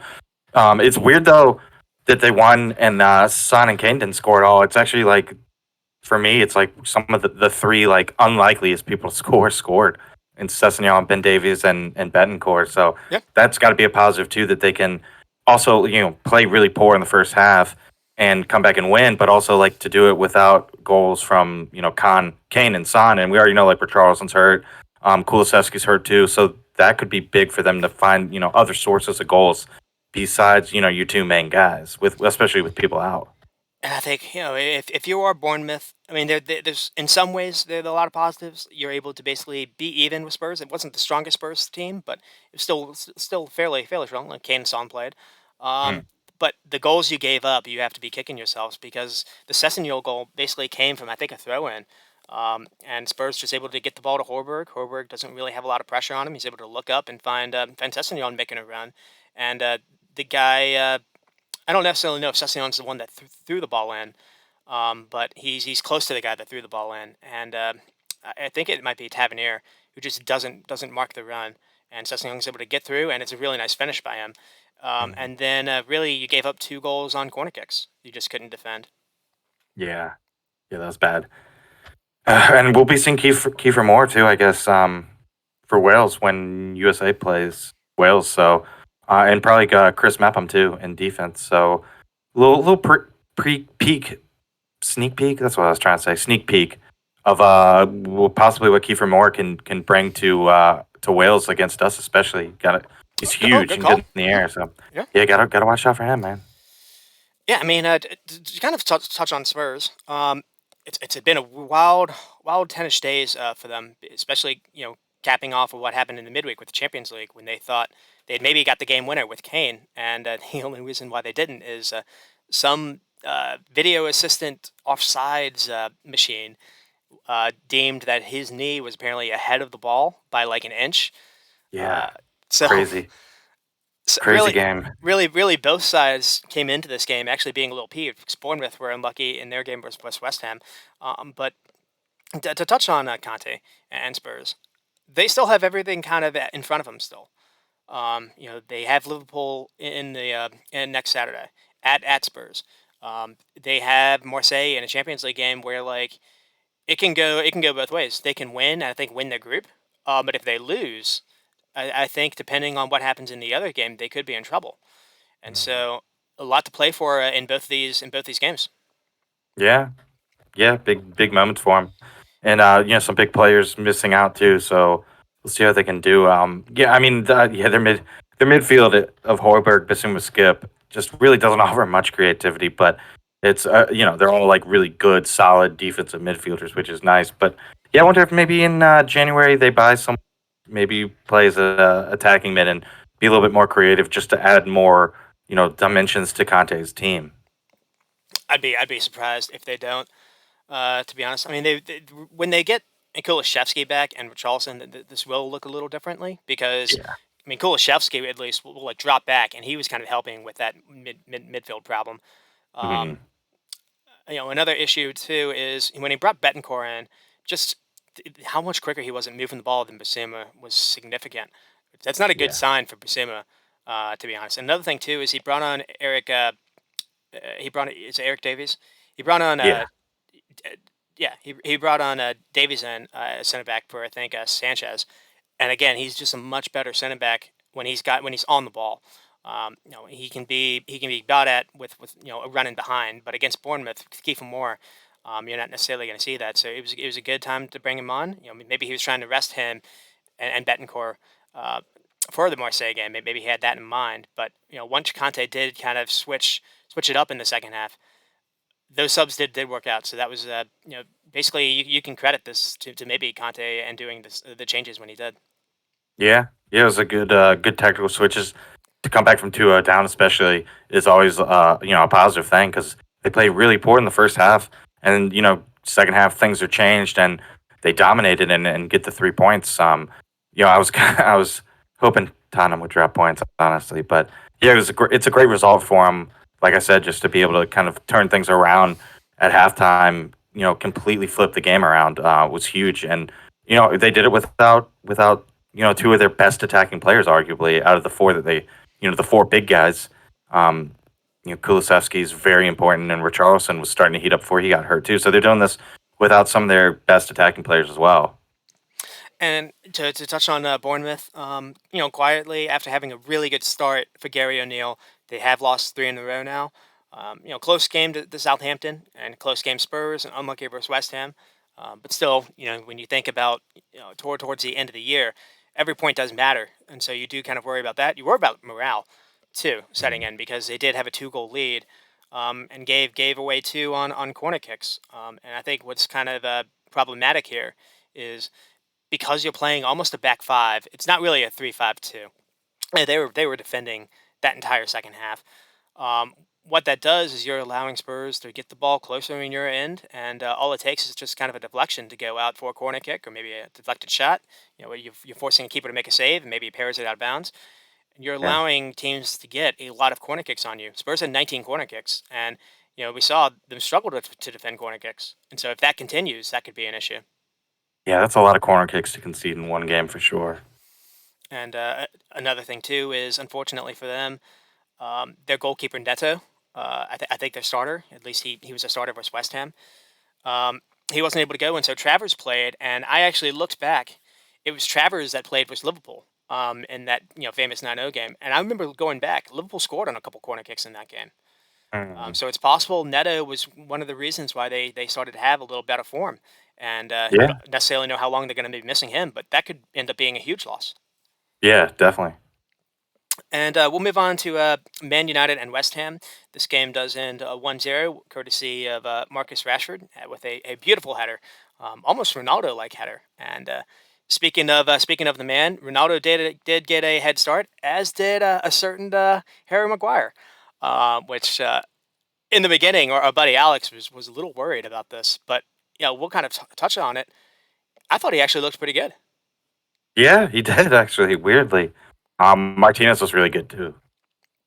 Yeah, and so it was a weird game because there wasn't a whole lot of it to maybe for the first half, um, but for the final, it almost like it just like West Ham kind of like flipped a switch. Maybe Moyes had a similar idea that Brendan Rodgers did, just kind of make it a 25 to 20-minute game and have a go at it after that. It was interesting to see him sub Skamaka off for Antonio. Now he might have done that because Skamaka almost had a red card after getting a nearly second yellow, so that might have been in his cards. But we still haven't seen him Yeah, play both together. But at least for this game, I actually thought they looked better when Antonio came on. He was causing yeah, he had a couple absolute hell. good shots. Yeah, Definitely. yeah, it De was. Gea had like an amazing save on Antonio. And it was a wild 20 minutes to end the game. Neither team were able to control the ball. I think you saw Ten Hag actually forced to kind of make some subs. He brought on McTominay to kind of booster that the middle of the field a little bit because it seemed Casemiro was struggling by almost playing by himself. And so this is the second week in a row we've actually seen him move Bruno almost to like a wide position to kind of make forward for another defensive midfielder. Because one thing to really touch on is Declan Rice was very very good in this game. I don't know if he was trying out for something, but he absolutely was dominating for both teams. Yeah, he almost scored a goal at the end too. Yep. I mean, the stats are He pretty. really piled up the pressure at the end. Stats are pretty even, about 16 to 13, but 10 of those shots for West Ham came in the second half, and I want to say at least all five saves that De Gea made probably came in the final 10 minutes. So it Mhm. was it's wild. Normally, when United have the one goal lead, especially when you're at Old Trafford, you expect them to kind of build on that. They certainly had their chances. Ronaldo had a couple chances that normally you figure he puts away, and I Yeah, don't want to say father time or anything, but he looked slow on a header that normally he probably would have put away. It was the kind of header that Rashford did put away, and Rashford did feed him in on goal, and he hit a shot out of bounds when normally you figure at least he puts it on goal. Um, yeah, yeah. Maybe lack of playing time. He's not as sharp, I guess. But yeah, you would expect him to bury some of these chances. Mid in the midweek too. He's missing shots that he usually buries. And we talked about it a little bit before the game, because of Harry Maguire playing, and we are like, oh, how are you going to handle like Bowen, or how are you going to handle Skamica? And you know, the more that this game became almost like West Ham get the ball out wide and try to cross it in, it almost suited him perfectly. In fact, United had to defend a lot of corners, and Harry Maguire was winning his duels and headers there as well. I mean, I really did think he had a good game. He did. I agree. And you kind of see De Gea was like pumped up with Maguire after the game too. So we're not the only ones that thought he played well. His teammates thought he played well too. So it's important too with Varane out. They need someone. Lindelof was out of this one too. So it was good to see him step up. I don't know if maybe you just play him sparingly and he can do this, or maybe you can play with some kind of newfound form. I don't know. But I'm kind of expecting him to drop a stinker if he plays again next week because that's just kind of the way he's been with United. I feel like. With Casemiro, you have some defensive cover, at least in front of him now. Maybe with, if you want to play with McTominay or with Fred, you have some legs there that can kind of protect him. And frankly, Martinez has been a really good buy. We were Oh joking about yeah, him to start the season. He is really transformed how they play, both defensively and with the ball when they're trying to build up. He's very, very skillful when he's on the ball, and basically any of their build up goes through him, not Casemiro or anyone else. yeah. He's been a really good buy. He's been impressive for sure. Yeah, and actually, one thing that's been talked about on Twitter is because I know a lot of people thought maybe he would be like kind of a defensive midfielder, or at least be a defensive midfielder somewhere else. And this is almost kind of like the Frankie De Jong situation, where it almost suits you to play someone in this defensive in this center back role if they can be good on the ball and their feet, because the way they're able to kind of escape, if you still have a number six or defensive midfielder by yourself, he can kind of cut in and kind of close off that gap, or kind of step in to maybe replace him. Whereas if you have your number six do that role, and this is where we see Frankie De Jong with Barca kind of cause problems, is sometimes he'll leave that space, and so when that happens, there's a lot of space for a team to kind of get the ball on a transition, and they have a lot of room to run before they get to the center back line, and that can cause Yeah, problems. yeah. So Good point. it's possible we're maybe seeing a little I won't say revolution, but a little change in maybe how we think about center backs. Um, but that's for something else. One thing I do want to mention is Harry Maguire actually had a huge block on Jared Bowen, so he frankly is the reason why I think this game didn't end 1-0, 1-1. Yeah, yeah. That block was really good. Yeah, And for West Ham, unlucky. They were able to get 3 points versus Bournemouth, so they were able to get out of the bottom three, which they were they were last place for a little bit. They found a Yeah. little form, and frankly, any kind of points that they're able to get, or any kind of good performance they're able to get without having Paqueta, I think is huge because they do look significantly different without him. Yeah, Flynn Downs isn't like he's not terrible. I actually like him for the future, but he's pretty young. Just not the same Just player. not not quite ready to start either. And Zuma should have scored too. I forgot about that save that McGuire made on Beautiful, Zuma's header. yeah, it was a crazy header. Yeah, amazing. So yeah, I mean, I think West Ham will feel hard done by. They probably potentially deserved a point. Especially with the way they played at the end, piling on the pressure. But maybe should have done more of that in the first half too. Yeah, I mean, again, it's one of those things where it seemed they were they're kind of waiting it out. I mean, Rashford was definitely having fun with that back line, and so maybe he was a little concerned about that. They didn't really want to go open. You didn't really see the fullbacks going high at all, and again, it, without Paqueta, and I guess you can just kind of focus on Bowen. You don't really know. You don't really have any kind of service to either find Skamacker or to to go down the wing and maybe cause some trouble. It seemed Yeah. it was very end to end. Neither team were able to really control the game, and I think Mhm. that ended up kind of suiting West Ham a little bit in the second half. But at least to start the game, it suited United. Yeah. And so we'll move on to Brentford and Wolves. This one ends 1-1. There was really wasn't a whole lot at the start of the game for the first half, but maybe a big turning point was Jensen had to be subbed off at 34 minutes for Damsgaard to replace him, Yeah. and for Wolves they had to lose Mateus Nunes for Matinho to come in to replace him, and I think Wolves ended up getting the better the better of that trade. Um, Yeah. I mean, the first goal did come from Ben Mee and a absolute bonkers finish. Maybe goal of the individual goal of the weekend. To be honest, the way Mm. he's able to it's almost like a scissor volley. Yeah. It's striker's finish. From a Uh, center back. Yeah, it was very awesome finish, but bizarre from a center back to be like that acrobatic in from the the air.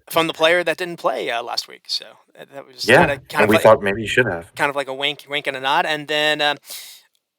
Unfortunately, within 2 minutes, Wolves were able to get a beautiful finish by themselves, where they were able to kind of work the ball around Brentford's box. And I think it's Boubacar Traore. He ends up leaving the ball for Neves after Traore passes and squares him the ball, and just arrows a shot from outside the box, and really nothing that Raya can do. But Yeah. just it seemed right when Brentford maybe had a little momentum to go into the game, and that got closed off very quickly.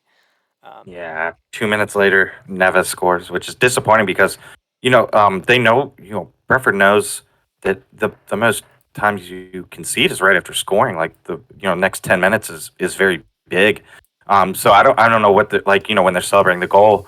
I don't know. I hope that there's like some defenders saying, "Hey, next 5 minutes we really got to be on because it's a chance for a letdown after scoring. You might face a defensive lapse, so you really have to concentrate on like the next 5 to 10 minutes, and pretend like it's 0-0 still. And it was disappointing because 2 minutes later will score, and you think that Brentford would be all over that because they have the goal celebration. They have time to talk real quick too as a team and just refocus on playing defense, and they kind of didn't, which is disappointing. And they don't win a lot of games, and this was really a good chance for them to win a game. They've only won three, so still it's a especially good point. especially at But home. Like they they need need a especially home and against a team that's in the relegation zone.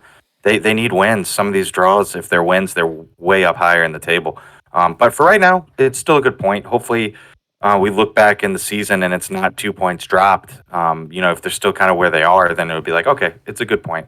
I mean, But some of these ties have to be wins. I mean, when you look at the stats, it maybe is 2 points dropped. I mean, the XG was 1.41 to Wolves 0.61. Shots were about even. But one thing that kind of surprised me was Brentford outpassed Wolves. And this is, Jeremy made a comment to me.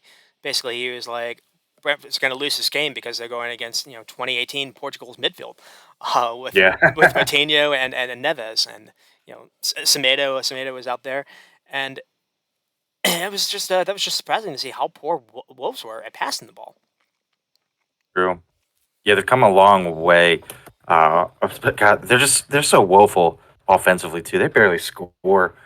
Yeah, they've come a long way from when they had like really Jimenez hitting well and Traore's pace and things like that. So yeah, it's gone downhill pretty quick, unfortunately. Yeah, At least the attacking aspects. and at least for Brentford's sake, one of maybe negatives is, and I don't know if maybe this is the cause of Thomas Frank kind of switching formations like week to week. So sometimes Wise plays, sometimes he doesn't. But True. he started to look a little rusty and not necessarily consistent. And he's got subbed off for Lewis Potter, who I haven't seen in a while. But maybe the flip side of that is I actually thought Lewis Potter looked pretty good when he came on. What do you think of him? Yeah. Yeah, I like him, and he looked pretty good before he got hurt. He's very athletic and speedy, so I'm glad he's back because he looked good, and they need him. Damsgaard hasn't really played that much. He hasn't been, like that missing piece so far that Brentford fans were hoping he'd be. So yeah, King Lewis Potter's a really good player. I was bummed out to see him leave injured early in the year because he was playing so well, and he looked a threatening player. So I'm glad to see him back. And hopefully he can put together some games. And I do think he offers a good threat for Brentford. They need Hickey back too. They're missing Hickey. So I don't know. I think they'll be okay. And But some Norgard. of these, I think Brentford will look so yeah. much better when they get Norgard back. Um, Oh gosh, yeah. Norgard. Yeah, I keep forgetting about him. Jansen too. They do have some injury problems, but they're sitting in a good place. But some of those ties, 6 ties, just one win out of that, and they're up in like eighth, seventh, and eighth. So definitely got to get some wins. Some of these they're ties need to be they're a point. W's. They're a point from Liverpool right now. I think in the table. Yeah, Um, 1 point.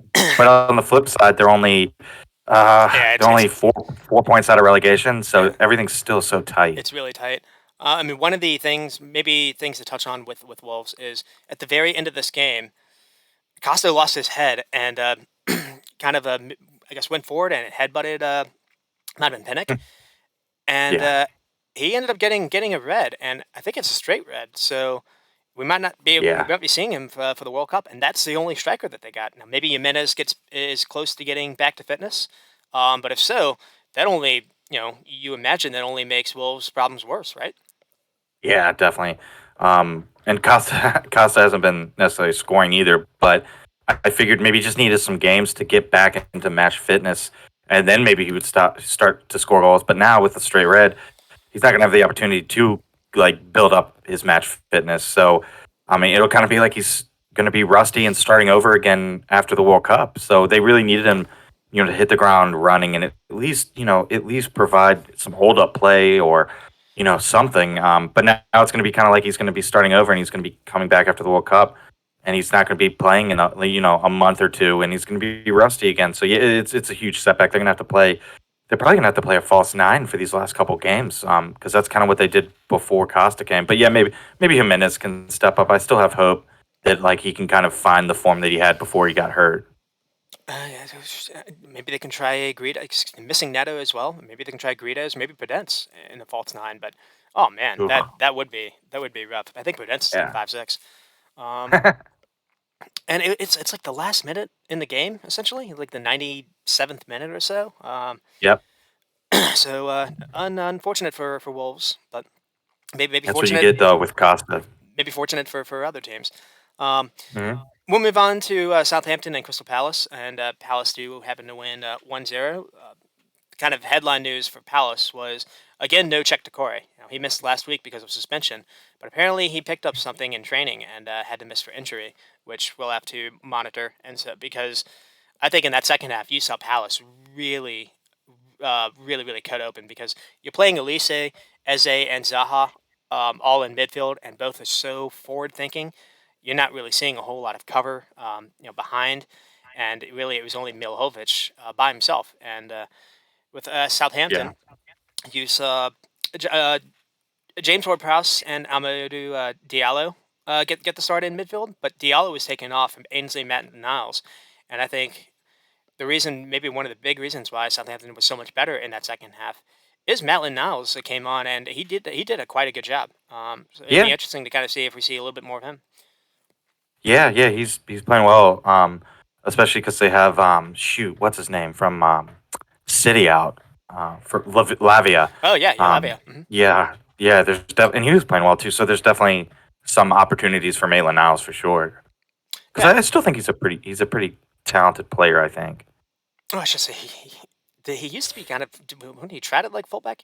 When Arsenal, he Yeah, was he like played tried all at so over. many other so many other Yeah, he literally played like positions. everywhere. Defensive mid, fullback. I think he even played like winger, maybe occasionally, because he was pretty speedy back in the day. Hmm.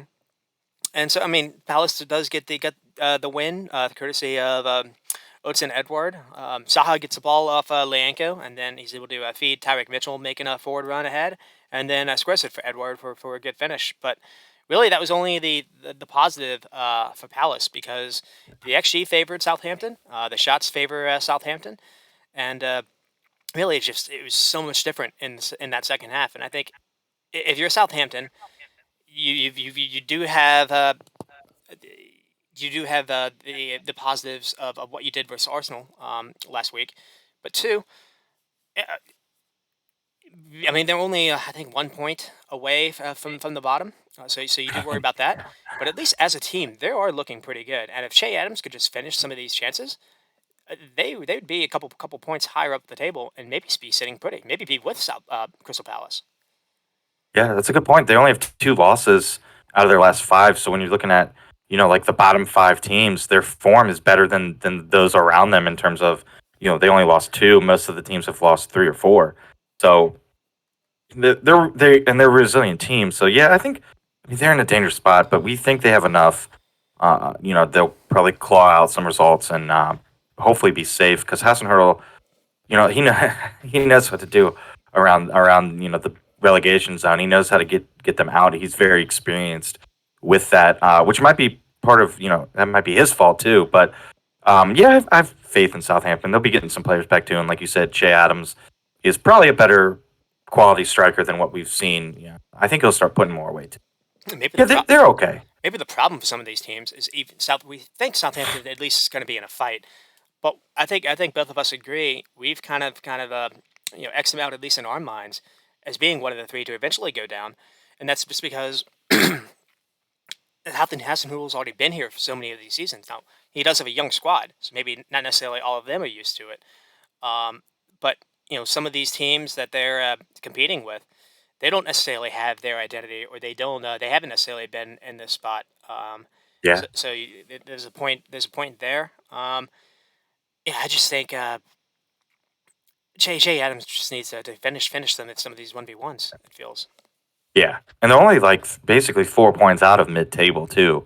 So everything's so tight that a lot of those teams are close to the relegation zone, but they're also close to being mid-table and being fine. I mean things will start to thin out as the season goes, and we'll have a better idea. But players getting back for Southampton might help too. Yeah, I don't know. I'd be worried obviously if I'm a Southampton fan, but I'd still be kind of confident that come business time, we're gonna be okay, and we can they can grind out results. What's kind of funny is they lost Bella Kotchap, who started off the season really great to the point where he even got a Germany call up, and his replacement has come in and been every bit as good. And this is maybe a quiz for you, Rex. Do you know who uh, Saliba's teammate was at Marseille last year? Center back partner, Yeah, was it Lyanko? it was Cassetta Car or Cassetta. Yeah, Oh, it was. Cassetta Sar. Um, Ooh, so it's okay. interesting that they've gone and seen. I remember this guy maybe being looked at as like a Champions League kind of player, and it's interesting how he's found his way at Southampton, and he's doing a good job for them. Yeah, he really is. Like they're defenders. Like I mentioned Lyanko because some of the games I've seen him play, he's been like really tough and physical and just hard to like get by. And that's kind of like how their defense seems to be every year. And they got Bazuno, he's a young goalkeeper, but I think he should be pretty good. They got him from City. So yeah, you mentioned they are young, so maybe that helps too because they're more resilient. But also, the flip side is they're not necessarily used to like a relegation battle and how like physical that can be and how like mentally taxing that can be too. But I think I'd probably put them being so young as a positive just because they're going to be resilient.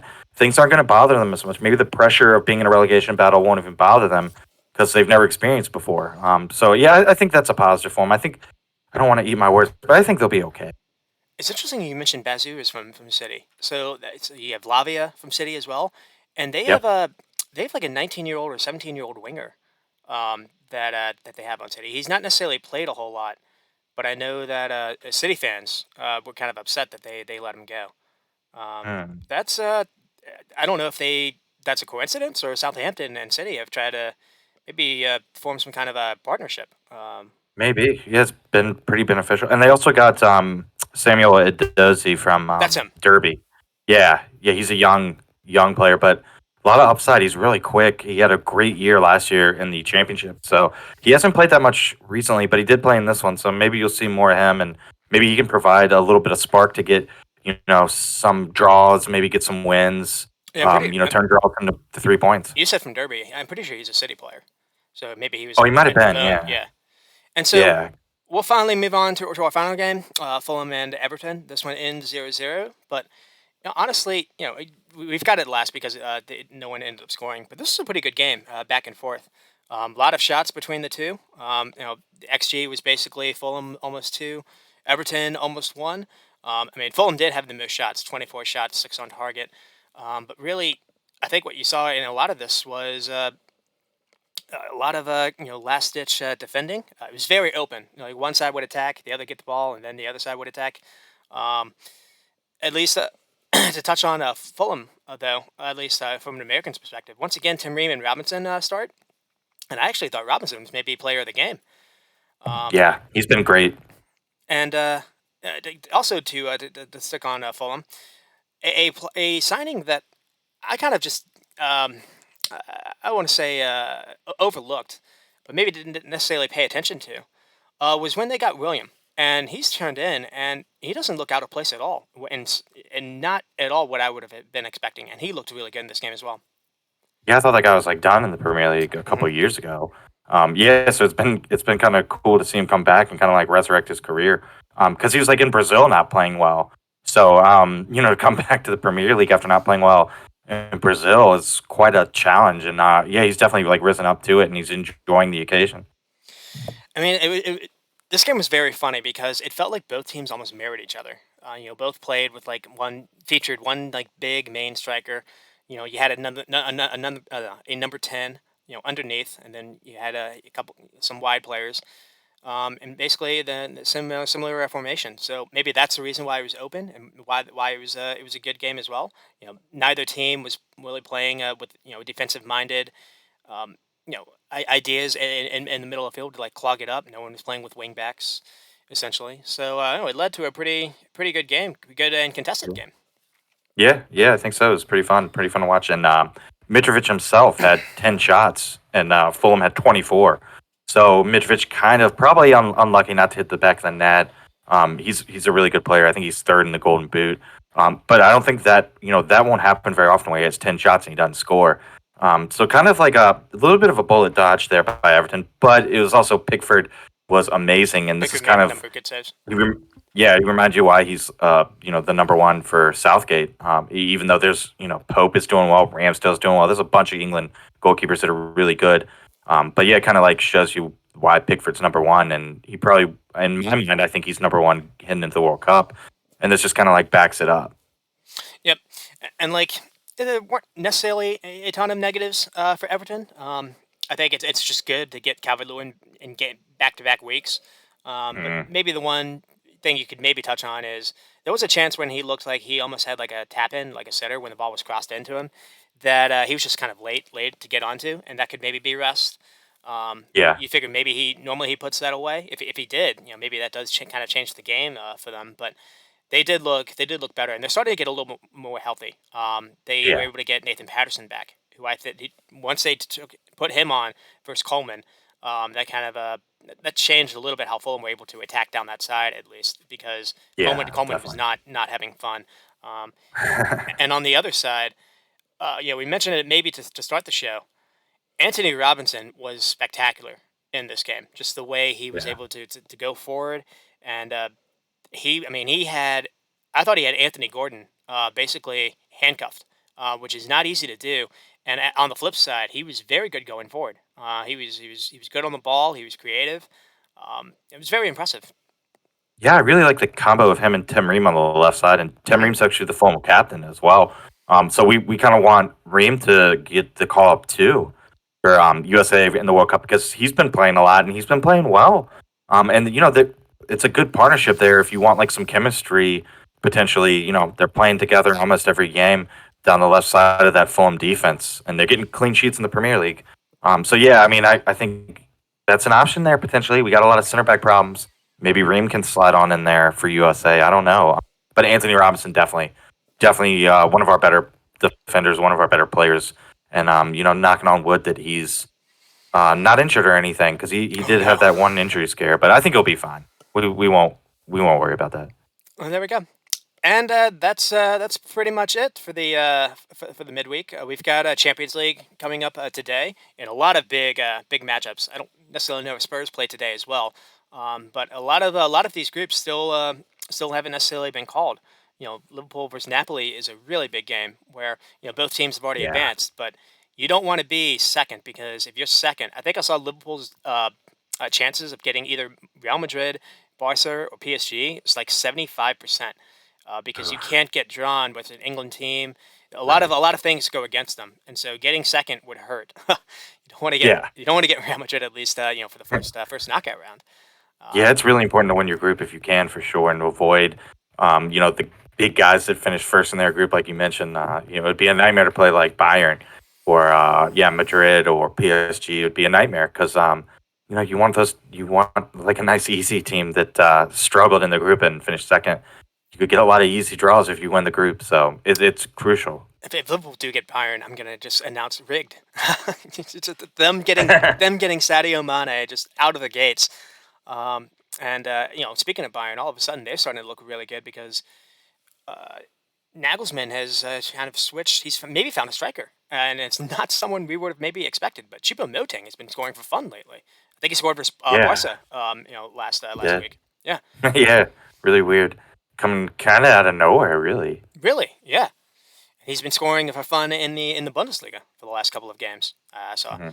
And Yeah. so the top, just kind of go over the table real quick. The top six is Arsenal with 31, Man City with 29, Spurs with 26, and Newcastle with 24 points. Newcastle stays in the top four. Man United are close with 23 points, and then Chelsea are close with 21 points. And like I mentioned, Liverpool just keeps getting further and further back. Um, but again, they still have a chance to maybe close that up a little bit before the World Cup. And the reason why I keep bringing up the World Cup is they assume they'll get Luis Diaz back, and that'll Right. help how they're able to attack on the width at least. Definitely. And the three in relegation, I'll actually say four because Southampton are 17th with 12 points, but 18th is Leicester with 11 points, 19th is Wolves with 10 points, and then 20th is Forest with 9 points. Forest still not out of the gates. No, not at all. All that money spent too. But again, I mentioned Southampton is 17th with 12. Forest just gets a win. They're right there. All it takes Yeah. is just one good result to kind of get you out of that. At least week to Yeah, week. it's true. It seems Yeah, yeah, for the week. it is very tight. Um, But someone could build on it maybe and, 6 points would mean a whole lot of places away from the relegation zone. So Absolutely. maybe you can get Because a run going or something. you figure, we kind of mentioned it before. We figure what it's going to come down to is who can win the most games. Because a lot of these teams we think are going to get a lot of draws and going to eke out Yeah. results that way. But that's not really going to help you.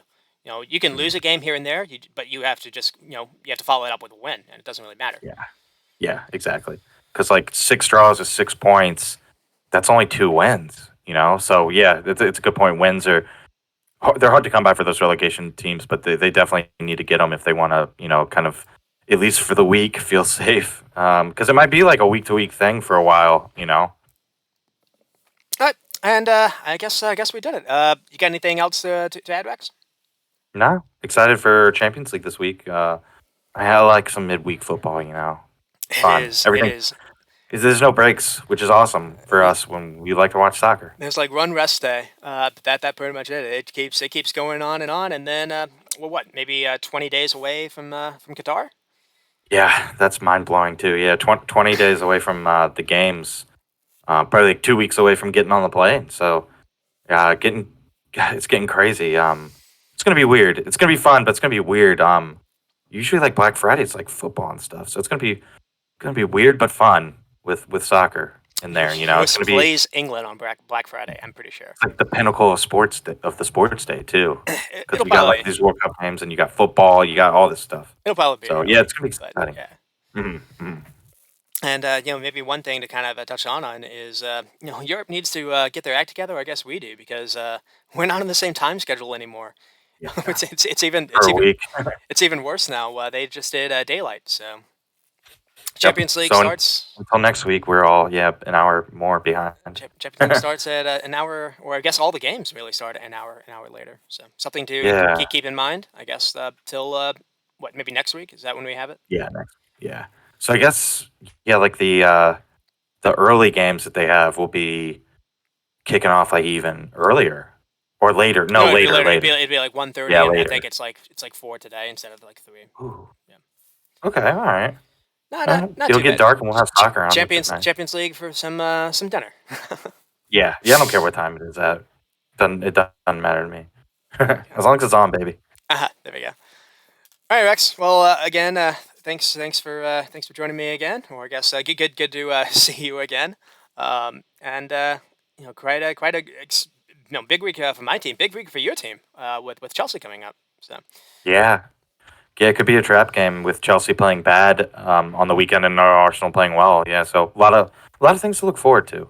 so we'll maybe be looking forward to that. Another action packed weekend planned for the EPL.